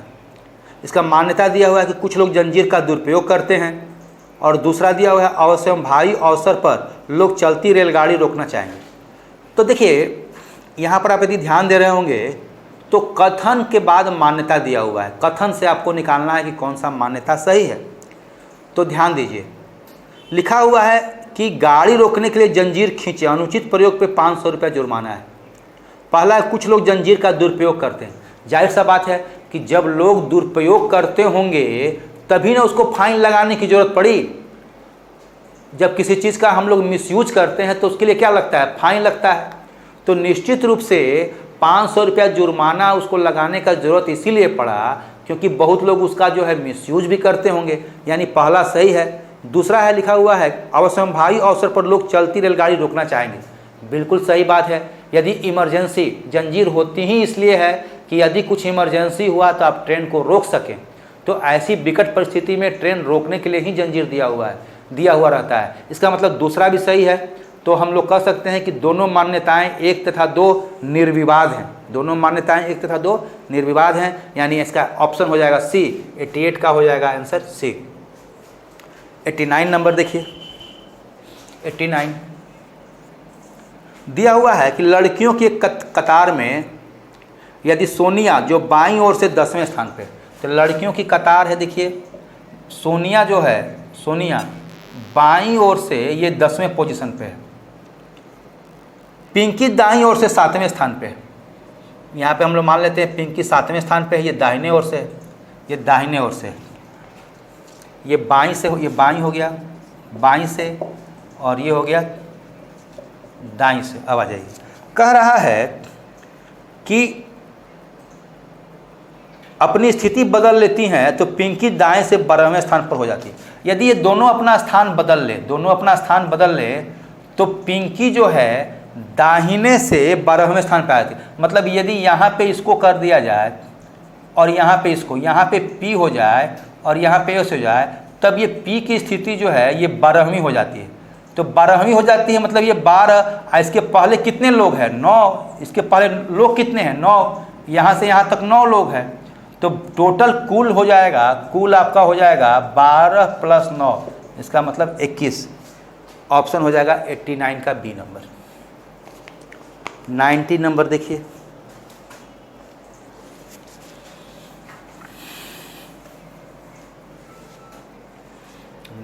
नंबर में क्या कह रहा है, किसी निश्चित सांकेतिक भाषा में मेंटल को 65 लिखा जाता है। तो ध्यान दीजिए, मेंटल को 65 लिखा गया, तो कैसे 65 हुआ है, तो एम जो है, एम आपका 13 + 5 + 14 + 20 + 1 + 12, इसको जोड़ेंगे तो 65 आएगा। इसको जोड़ेंगे तो क्या आ जाएगा, 65 आ जाएगा। इसका मतलब ये है कि सबको वो ऐड कर दिया है।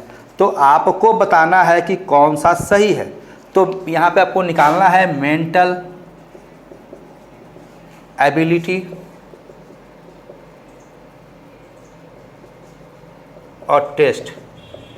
तो मेंटल का तो 65 होगा ही होगा।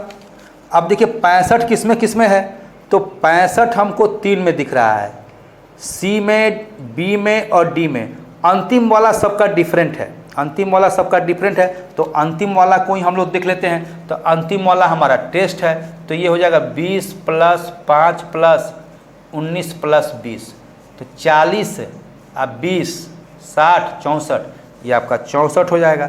यानी इसका आंसर, इसका मतलब सही हो जाएगा सी। 90 का क्या हो जाएगा, सी।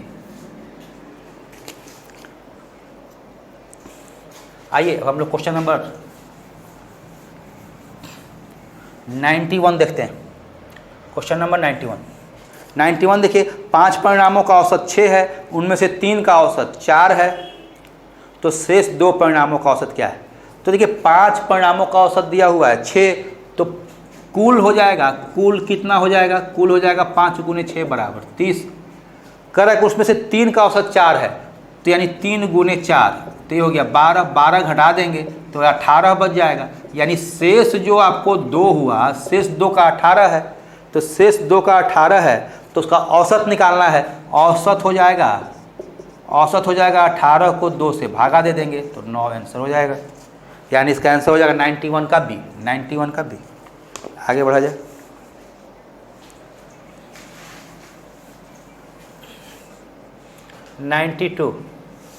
नाइन्टी टू नंबर देखिए, दी गई 3 संख्याओं में दूसरी संख्या पहले की तिगुनी तथा तीसरी संख्या, 3 संख्या है, फर्स्ट, सेकेंड और थर्ड।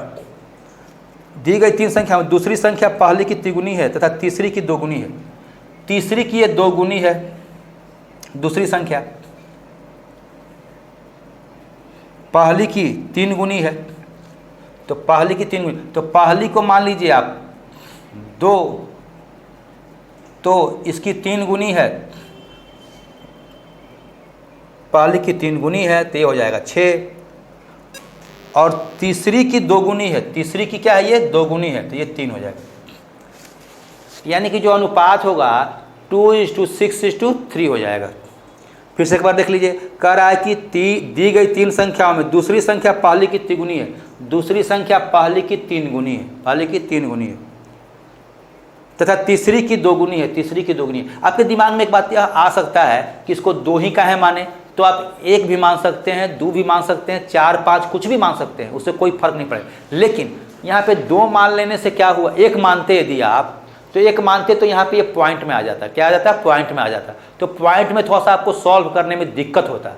तो उस पॉइंट ना आए और क्वेश्चन थोड़ा सा इजी हो जाए, इसके लिए हम क्या किए कि इसको 2 मान लिए। आगे बढ़ा जाए।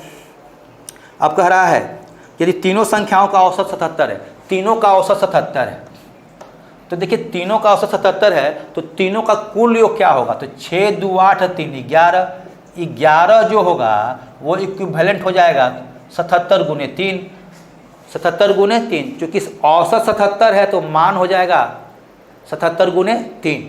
अब आ जाइए, 11 से काट देंगे, 11 7 77, यानी रेशियो में 1 का जो वैल्यू हो गया वो 21 के बराबर हो गया। रेशियो में 1 का वैल्यू 21 के बराबर हो गया। मान किसका निकालना है? दूसरी संख्या का। तो दूसरी संख्या का देखिए रेशियो कितना है? 6। तो जब 1 बराबर 21 तो 6 बराबर क्या हो जाएगा? 21 गुने 6, 126, 126। 92 का ए हो जाएगा, 92 का ए हो जाएगा।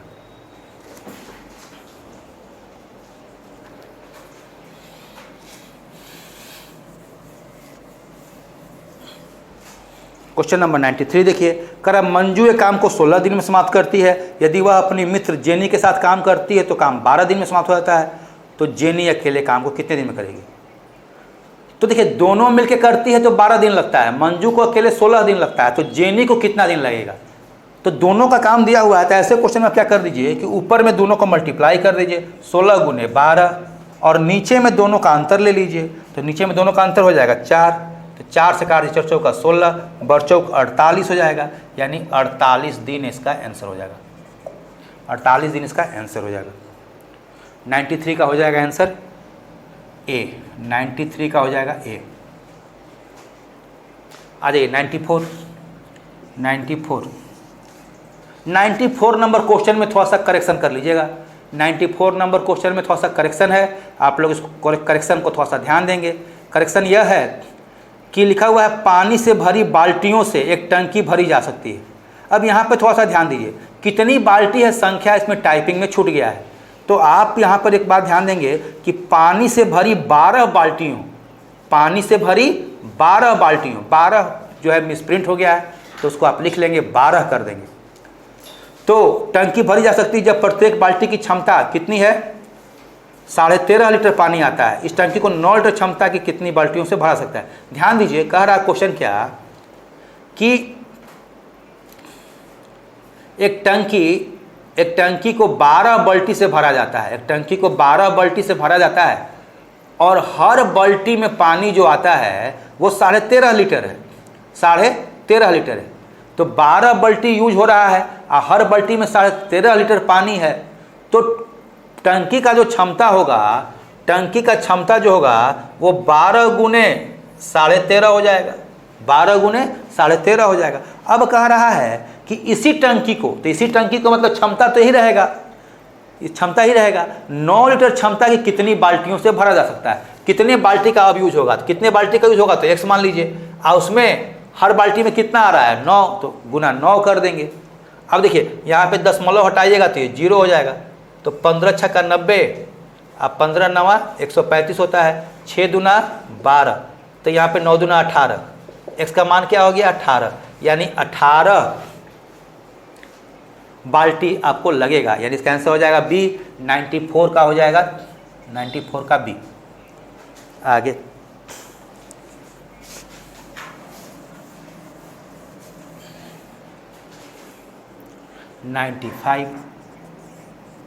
95 नंबर देखिए, जय और जोय की आयु का अनुपात 5:2 है। इनकी आयु का योग 63 है। 9 वर्ष बाद उनकी आयु का अनुपात क्या होगा? तो देखिए जय है तो जय लिख दीजिए, और एक जोय है, ये कौन है? जोय। इनके आयु का अनुपात दिया हुआ है 5:2, और दोनों का आयु मिला के आपको 63 वर्ष है। दोनों का कुल दिया हुआ है 63 वर्ष। तो देखिए 5 और 2 कितना हो गया? 7, तो डायरेक्ट इक्वेट कर दीजिए, 7 बराबर 63 वर्ष, काट देंगे, 1 बराबर 9 वर्ष, तो ये 5 है, तो इसका हो जाएगा 9 5 45 वर्ष का ये हो जाएगा, और ये हो जाएगा ये 9 दूना ये 18 वर्ष का हो जाएगा। अब आ जाइए कितने साल के बाद का निकालना है, 9 वर्ष बाद उनकी आयु, तो 9 वर्ष बाद के आयु, तो 9 वर्ष बाद ये हो जाएगा 45 में 9 जोड़ देंगे तो ये हो जाएगा 54 वर्ष का, और ये हो जाएगा 9 27 वर्ष का। अब इसका अनुपात निकालना है तो काट देंगे 2:1 आंसर हो जाएगा। 95 का आंसर हो जाएगा कितना, 2:1, 95 का बी। क्वेश्चन नंबर 96,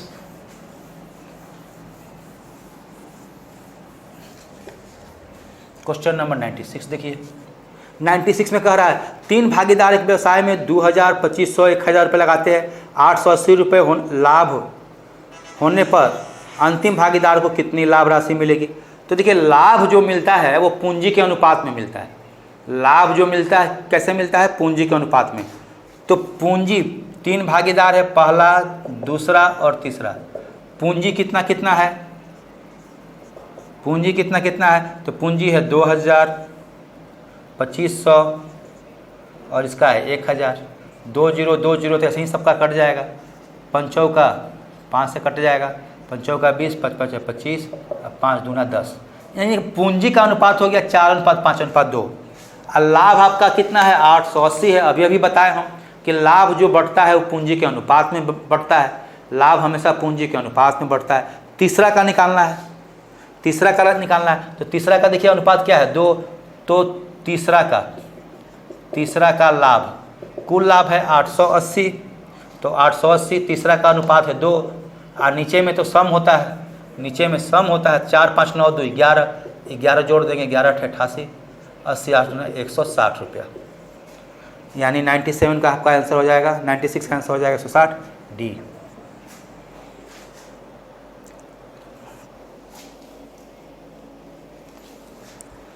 अब आ जाइए 97 पे। 97 नंबर देखिए। 97 का किसी राशि पर साधारण ब्याज 4% वार्षिक दर से 30 वर्षों में उस राशि से 120 रुपये अधिक प्राप्त होती है। तो राशि क्या है, तो देखिए 4% हर साल ब्याज मिल रहा है, 4% हर साल ब्याज मिल रहा है, तो 30 साल में कितना मिलेगा, 30 चौका 120%, 30 चौका 120% ब्याज मिलेगा। तो ब्याज जो होगा 30, ब्याज जो होगा 4 × 30, टोटल 120% ब्याज मिलेगा, टोटल 120% ब्याज मिलेगा। कह रहा है उस राशि से 120 रुपया अधिक है, मतलब ब्याज जो है ब्याज मूलधन से 120 रुपया अधिक है, ब्याज मूलधन से 120 रुपया अधिक है। और ब्याज है कितना, 120। अब मूलधन तो हमेशा 100 होता है, मूलधन हमेशा कितना होता है, 100। तो अंतर देखिए 20% का है, 20% का है, और रुपया में उसका वैल्यू कितना है, 120। तो सीधे इक्वेट कर दीजिए, 20% बराबर 120 रुपया, 20% बराबर 120 रुपया। आपको निकालना क्या है, राशि निकालना है। तो अभी हम लोग बात किए मूलधन हमेशा 100% होता है, तो 20% बराबर 120, तो 100% निकालना है। ये अब देखिए 5 गुना है, ये कितना है, 5 गुना है, तो बराबर चुकी है तो ये भी 5 गुना हो जाएगा। तो 120 को 5 से गुना करेंगे तो कितना हो जाएगा, 600 रुपया आंसर हो गया, यानी इसका आंसर हो जाएगा 600 रुपया। 97 का ए, 97 का ए। आगे बढ़ा जाए।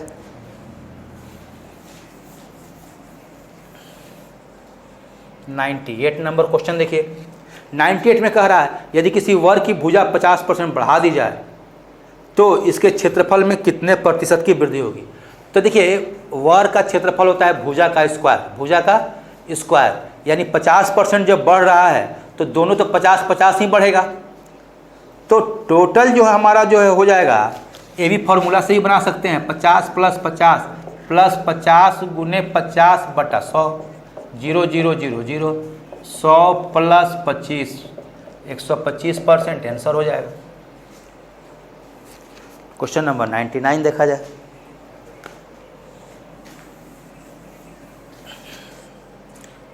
नंबर 99 नंबर कह रहा है ए बी से 2 गुना तेज है, बी सी से 3 गुना तेज है। अब देखिए तो ए है, बी है और सी है। देखिए इफिशियंसी लोग का दिया हुआ है, क्षमता दिया हुआ है, क्षमता। अरे कोई किसी से तेज दौड़ रहा है, इसका मतलब उसका क्षमता ज़्यादा है। तो वही बात इस क्वेश्चन में कह रहा है कि ए बी से 2 गुना तेज है और बी सी से 3 गुना है।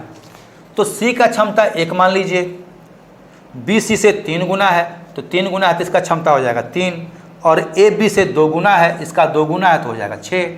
इसका एफिशिएंसी हो गया 6। अब आ जाइए, अब समय निकाल लेंगे, एफिशिएंसी से हम लोग समय निकालेंगे। तो एफिशिएंसी का अनुपात दिया हुआ है 3 का 6, 3 और 1। तो समय कैसे निकालेंगे, इसका एक ईजी टेक्निक हम आपको बता देते हैं। इसका समय निकालना है तो इसको ढक दीजिए, इसको मल्टीप्लाई कर दीजिए तो 3 हो जाएगा। इसका समय निकालना है, इसको ढक दीजिए, इसको मल्टीप्लाई करिए 6 हो जाएगा। इसका निकालना है तो इसको ढक दीजिए, 6 3 18 हो जाएगा। कट रहा है तो काट दीजिए, 1 2 3। इसका मतलब कि समय का अनुपात हो जाएगा 1 2 3। समय का इनका अनुपात जो हो जाएगा क्या हो जाएगा 1 2 3। किसी दूरी को तय करने में उनके द्वारा जो समय लिया जाएगा वो हो जाएगा 1 2 3। अब दिया हुआ है कि सी के द्वारा कोई यात्रा 42 मिनट में तय की जाती है। तो ध्यान दीजिए, सी के द्वारा 42 मिनट में तय की जाती है और सी को समय कितना लग रहा है 3, तो 3 जो होगा वो हो जाएगा 42 मिनट। तो काट दीजिए, 1 बराबर हो जाएगा 14 मिनट। 1 बराबर 14 मिनट। किसका निकालना है, 1 कितने समय में तोड़ेगा, तो 1 का तो 1 ही है, तो 1 बराबर क्या आ गया 14 मिनट। यानी ए जो होगा उसको 14 मिनट में तैयार पूरी यात्रा कर लेगा। आंसर हो जाएगा 99 का ए, 99 का ए हो जाएगा। क्वेश्चन नंबर 100 देखा जाए।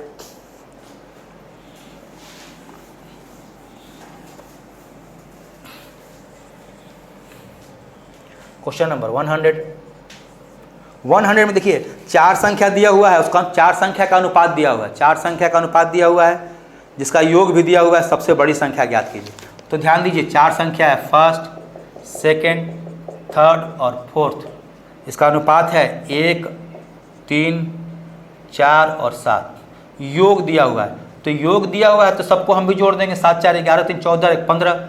योग हमारा हो जाएगा 15। योग हमारा कितना हो जाएगा 15, और 15 का वैल्यू दिया हुआ है 105, तो 15 बराबर 105 कर देंगे।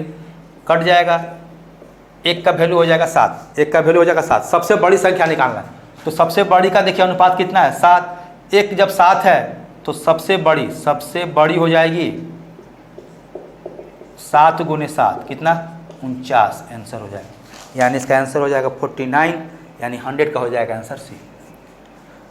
इस तरह से हम लोग का इस सेट का डिस्कशन कंप्लीट हुआ। आशा करते हैं कि आप लोग को डिस्कशन अच्छा लग रहा होगा, और अच्छा लग रहा है तो आप इसको लाइक कीजिए, शेयर कीजिए, अपने दोस्तों को ही बताइए। दूसरी बात यह है कि देखिए अब एग्ज़ाम बहुत नज़दीक आ गया है, मेंस का एग्ज़ाम बहुत नज़दीक है, इसलिए अब बहुत ज़रूरी है कि आप अपना फुल इफिशिएंसी लगा दें, पूरी क्षमता लगा दें, और जितना पढ़ सकते हैं पढ़ें। देखिए एक बात हम और यहाँ पे कहना यह चाहेंगे कि बहुत सारे बच्चे क्या सोचते हैं कि जीके पढ़ करके हम एग्ज़ाम इसका निकाल लेंगे, दरोगा मेंस निकाल लेंगे, मैथ रीजनिंग पर वो विशेष ध्यान नहीं देते हैं। लेकिन मैं आपको यह ज़रूर बता दूं कि होगा उसी का जो मैथ्स और रीजनिंग में बढ़िया करके आएगा। चूँकि 20 क्वेश्चन रहेगा, 20 क्वेश्चन का मतलब ये हो गया कि 1/5 हो गया। 100 क्वेश्चन है, 20 क्वेश्चन यही रहेगा, 1/5 हो गया। तो इस 20 क्वेश्चन को आप इग्नोर नहीं कर सकते हैं। निश्चित रूप से जान लीजिए, सफल इसमें वही होगा जो मैथ्स और रीजनिंग में अच्छा स्कोर करेगा। क्यों? क्योंकि मैथ्स और रीजनिंग में 100% स्कोर की भी संभावना है। मैथ्स और रीजनिंग में 100% स्कोर की संभावना है, जबकि किसी भी अदर सब्जेक्ट में आप दावा नहीं कर सकते हैं कि हम 100% बना के आएंगे, लेकिन मैथ्स और रीजनिंग में आप दावा कर सकते हैं। क्वेश्चन देखिए प्योर अरिथमेटिक का रहेगा, जो आपको सेट में जो भी क्वेश्चन आपको दिया जा रहा है वो क्वेश्चन बहुत अच्छा है। इसी लेवल का क्वेश्चन रहेगा या इससे भी कुछ इजी रह सकता है, लेकिन इससे टफ नहीं रहेगा, यह जान लीजिए। तो ये जो आपको क्वेश्चन दिया जा रहा है इसका लेवल बहुत ही अच्छा है। इसी तरह का क्वेश्चन आएगा, आप घर में भी प्रैक्टिस करें तो इसी टाइप के क्वेश्चन का प्रैक्टिस करें और बनाएं। बाकी हम लोग सहयोग कर रहे हैं, आप भी सहयोग करें और परिश्रम करें। ठीक है, धन्यवाद, थैंक यू।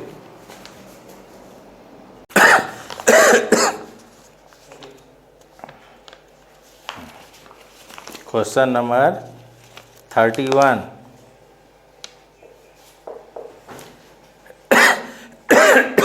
खाली जगह विनिमय दर देशी मुद्रा के रूप में विदेशी मुद्रा की एक इकाई की कीमत है।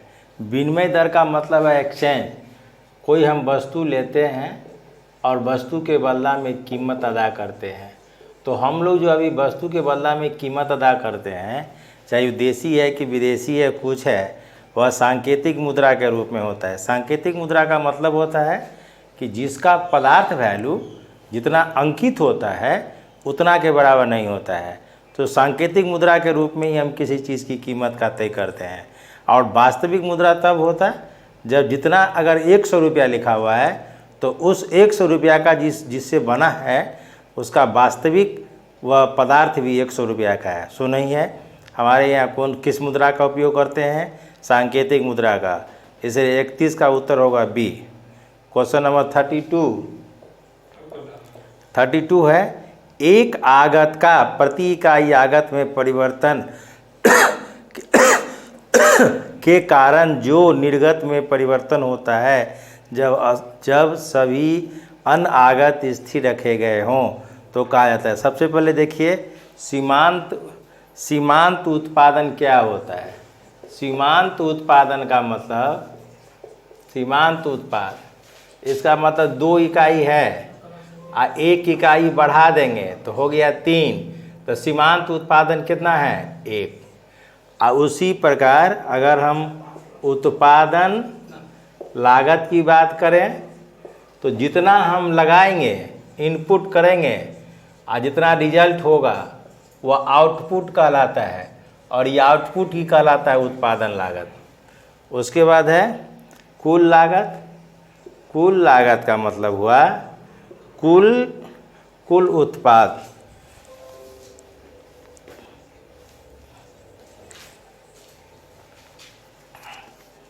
कुल उत्पाद का मतलब हुआ, कुल उत्पाद माने हुआ कुल उत्पादन कितना है, माने 2 और 1 इतना बराबर 3, तो कुल उत्पादन हुआ 3। उसके बाद औसत उत्पादन।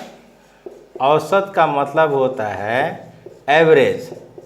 कभी उत्पादन 2 हुआ, कभी 1 हुआ, कभी 3 हुआ, तो एवरेज निकालेंगे तो क्या करेंगे? बटा 3 से भाग दे देंगे, तो 2 1 3, 3 6, 6 बटा 3 बराबर हो गया 3। औसत कितना हो गया? 3। तो इसमें क्वेश्चन आपको कहता है कि एक आगत का प्रति इकाई, जब ये प्रति इकाई रहे तो आपको समझदारी हो जाना चाहिए कि सीमांत उत्पादन के बारे में बात करता है। सीमांत उत्पादन हुआ ए। क्वेश्चन नंबर 33, भारत में राष्ट्रीय आय एक शब्द है जिसका प्रयोग किया जाता है। राष्ट्रीय आय का मतलब होता है एक वर्ष में उत्पादन और सेवा के कुल मौद्रिक मूल्य के योग को हम राष्ट्रीय आय कहते हैं। लेकिन यहाँ पर है 3 चीज़ है। सकल एक है घरेलू उत्पाद। घरेलू उत्पाद का मतलब है एक वर्ष में उत्पादन और सेवा के कुल मूल्य के योग को सकल घरेलू उत्पाद कहते हैं। उसी प्रकार अगर हम सकल राष्ट्रीय उत्पाद की बात करें तो राष्ट्रीय उत्पाद में हो जाएगा एक वर्ष में उत्पादन प्लस सेवा के कुल मौद्रिक मूल्य के योग को, जिसमें देश के अंदर तथा देश के बाहर दोनों को इनकम को जोड़ने के बाद जो बचता है वह कहलाता है सकल राष्ट्रीय उत्पाद। एक होता है शुद्ध राष्ट्रीय उत्पाद। शुद्ध राष्ट्रीय उत्पाद का मतलब हुआ कि यह जीएनपी में से, जीएनपी माने हुआ ग्रॉस नेशनल प्रोडक्ट में से मूल्यह्रास को यदि हम निकाल देते हैं, मूल्यह्रास माने हुआ उपयोग में खर्च करने के बाद जो बच जाता है वह मूल्यह्रास कहलाता है। मूल्यह्रास को घटा देने के बाद जो बचता है वह शुद्ध राष्ट्रीय उत्पाद कहलाता है। इसका नाम है एनएनपी। तो हमारा राष्ट्रीय आय निकाली जाती है बाजार लागत पर शुद्ध राष्ट्रीय उत्पाद। उत्तर होगा ए। क्वेश्चन नंबर 34,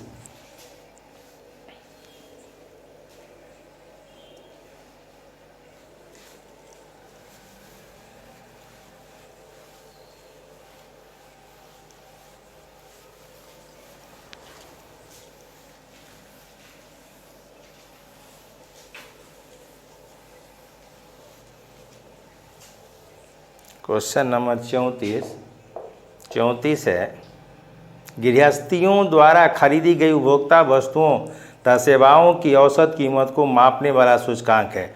उपभोक्ता मूल्य सूचकांक है। थोक मूल्य सूचकांक में होता है 676 वस्तु, लेकिन केवल गृहस्थी की बात करेगा, गृहस्थी या गृहिणी की बात करेगा, इसका मतलब है उपभोक्ता मूल्य सूचकांक। वेतन भत्ता की वृद्धि उपभोक्ता मूल्य सूचकांक पर। महंगाई प्लस वस्तु का थोक मूल्य सूचकांक के आधार पर किसी वस्तु का तय होता है। तो जब यहाँ पर गृहस्थी द्वारा है, इसका उत्तर होगा उपभोक्ता मूल्य सूचकांक। मानव विकास सूचकांक से मतलब नहीं है, जीवन निर्वाह से मतलब नहीं है, इसका उत्तर होगा 34 का बी। क्वेश्चन नंबर 35, अल्पाधिकार में होते हैं। अल्पाधिकार 3 टर्म आता है। एकाधिकार माने केवल एक विक्रेता। द्वयाधिकार मतलब 2 विक्रेता। अल्पाधिकार माने 3 से 4 तक होता है। माने जिसका केवल एक विक्रेता होगा उसका नाम होगा मोनोपोली। 2 विक्रेता द्वयाधिकार, 2 या 2 से अधिक विक्रेता अल्पाधिकार। इसका उत्तर होगा ए।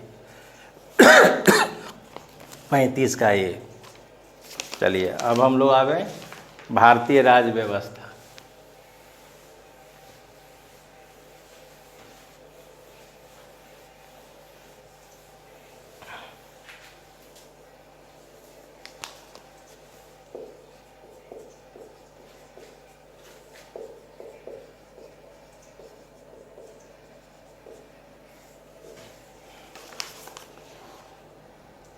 भारतीय राज्य व्यवस्था क्वेश्चन नंबर 67,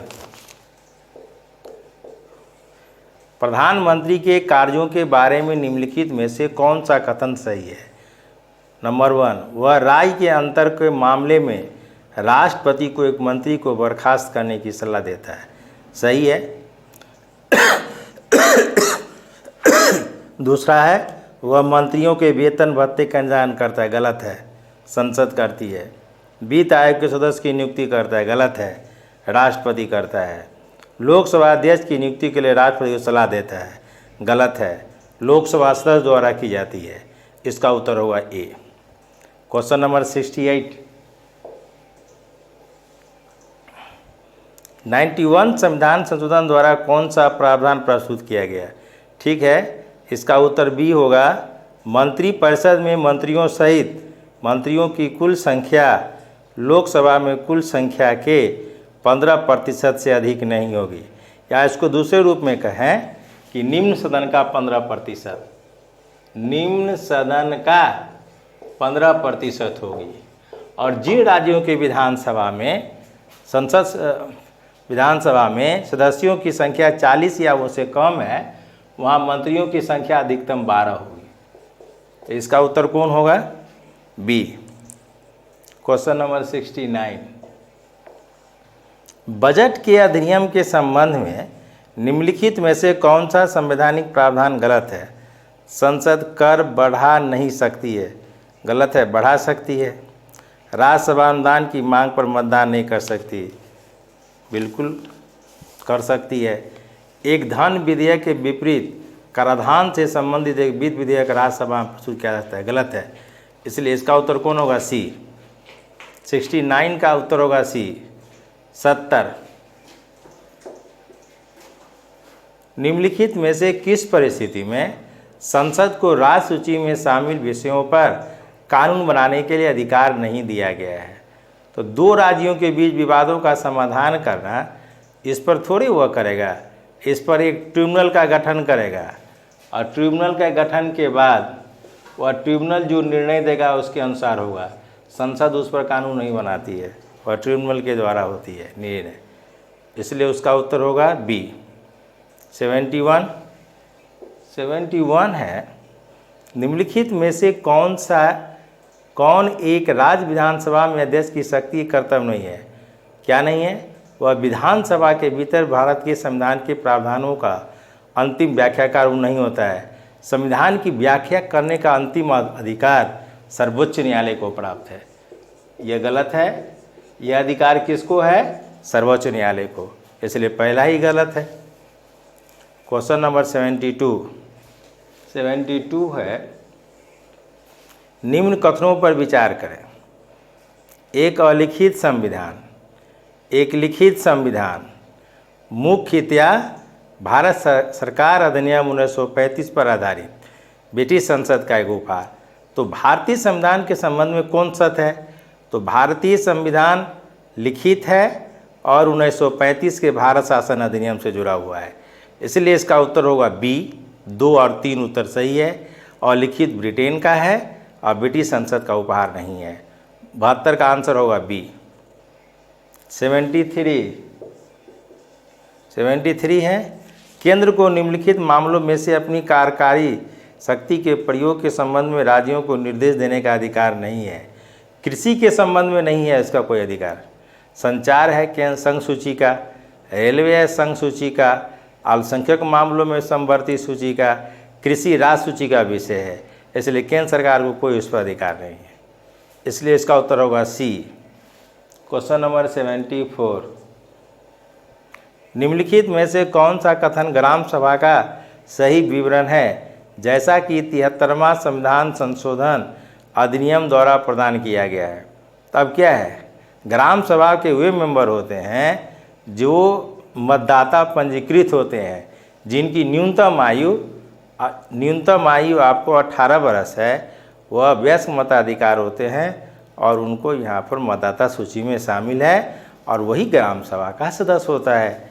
तो इसका उत्तर होगा बी। यह एक ऐसा निकाय है जिसमें ग्राम पंचायत के उस क्षेत्र के सभी पंजीकृत मतदाता शामिल होते हैं। उत्तर होगा बी। क्वेश्चन नंबर 75 है, अनुसूचित जाति जनजाति के प्रशासन का वर्णन संविधान की किस अनुसूची के अंतर्गत है? पहले हम सभी के बारे में आवे। चौथी में क्या है कि राज्यसभा में भेजे जाने वाले सदस्यों का प्रावधान का वर्णन, और 5वां में है अनुसूचित जाति जनजाति के प्रशासन और नियंत्रण का प्रावधान का वर्णन है। बी उत्तर होगा। और सी है 11वीं। 11वीं में आपको पंचायती राज का प्रावधान है और 12वीं में नगर पालिका के संबंधित प्रावधान है। इसलिए इसका उत्तर कौन होगा? तो बी। क्वेश्चन नंबर 76, स्थानीय स्वशासन के अंतर्गत पंचायत तथा नगर पालिका क्षेत्रों को क्रमशः कितने कार्य सौंपे गए हैं?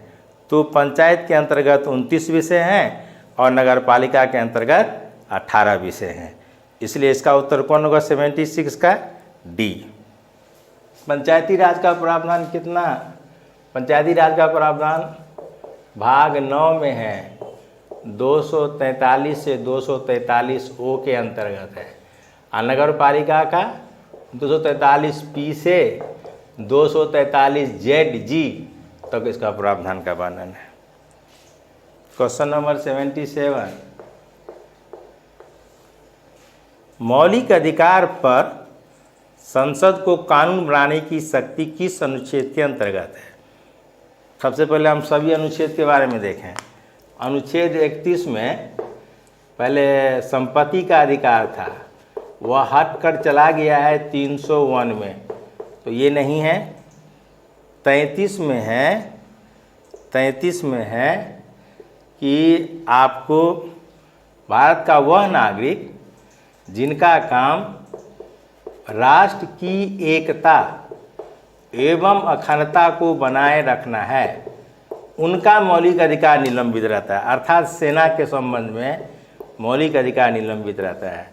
एक स्पेशल सेना का है। 34 में है, अनुच्छेद 34 में है, अगर किसी क्षेत्र में सैनिक शासन लगा हो तो वहाँ का कानून व्यवस्था सेना के द्वारा संचालित होगा, मार्शल लॉ के द्वारा। ये 34 कहता है। अब 35 है कि संसद को मौलिक अधिकार पर कानून बनाने का अधिकार प्राप्त है। उत्तर होगा डी। 77 का उत्तर कौन होगा? डी। 78 है कि संवैधानिक संशोधन में से कौन से राज्यों से निर्वाचित होने और लोकसभा के सदस्यों की संख्या में वृद्धि करने से संबंधित है? इसका उत्तर होगा 7वां संशोधन। 7वां संशोधन हुआ था 1956 में और 31वां संशोधन हुआ था 1973 में। इसी के द्वारा लोकसभा में सदस्यों की संख्या 525 से बढ़ाकर 545 कर दी गई और ये जो सीटें हैं वह आपको लोकसभा, विधानसभा और राज्य की विधानसभाओं सब में सीटों की संख्या कब तक यथावत रहेगी? 2026 तक। इसका उत्तर कौन होगा? डी। 78 का उत्तर कौन होगा? डी। लो।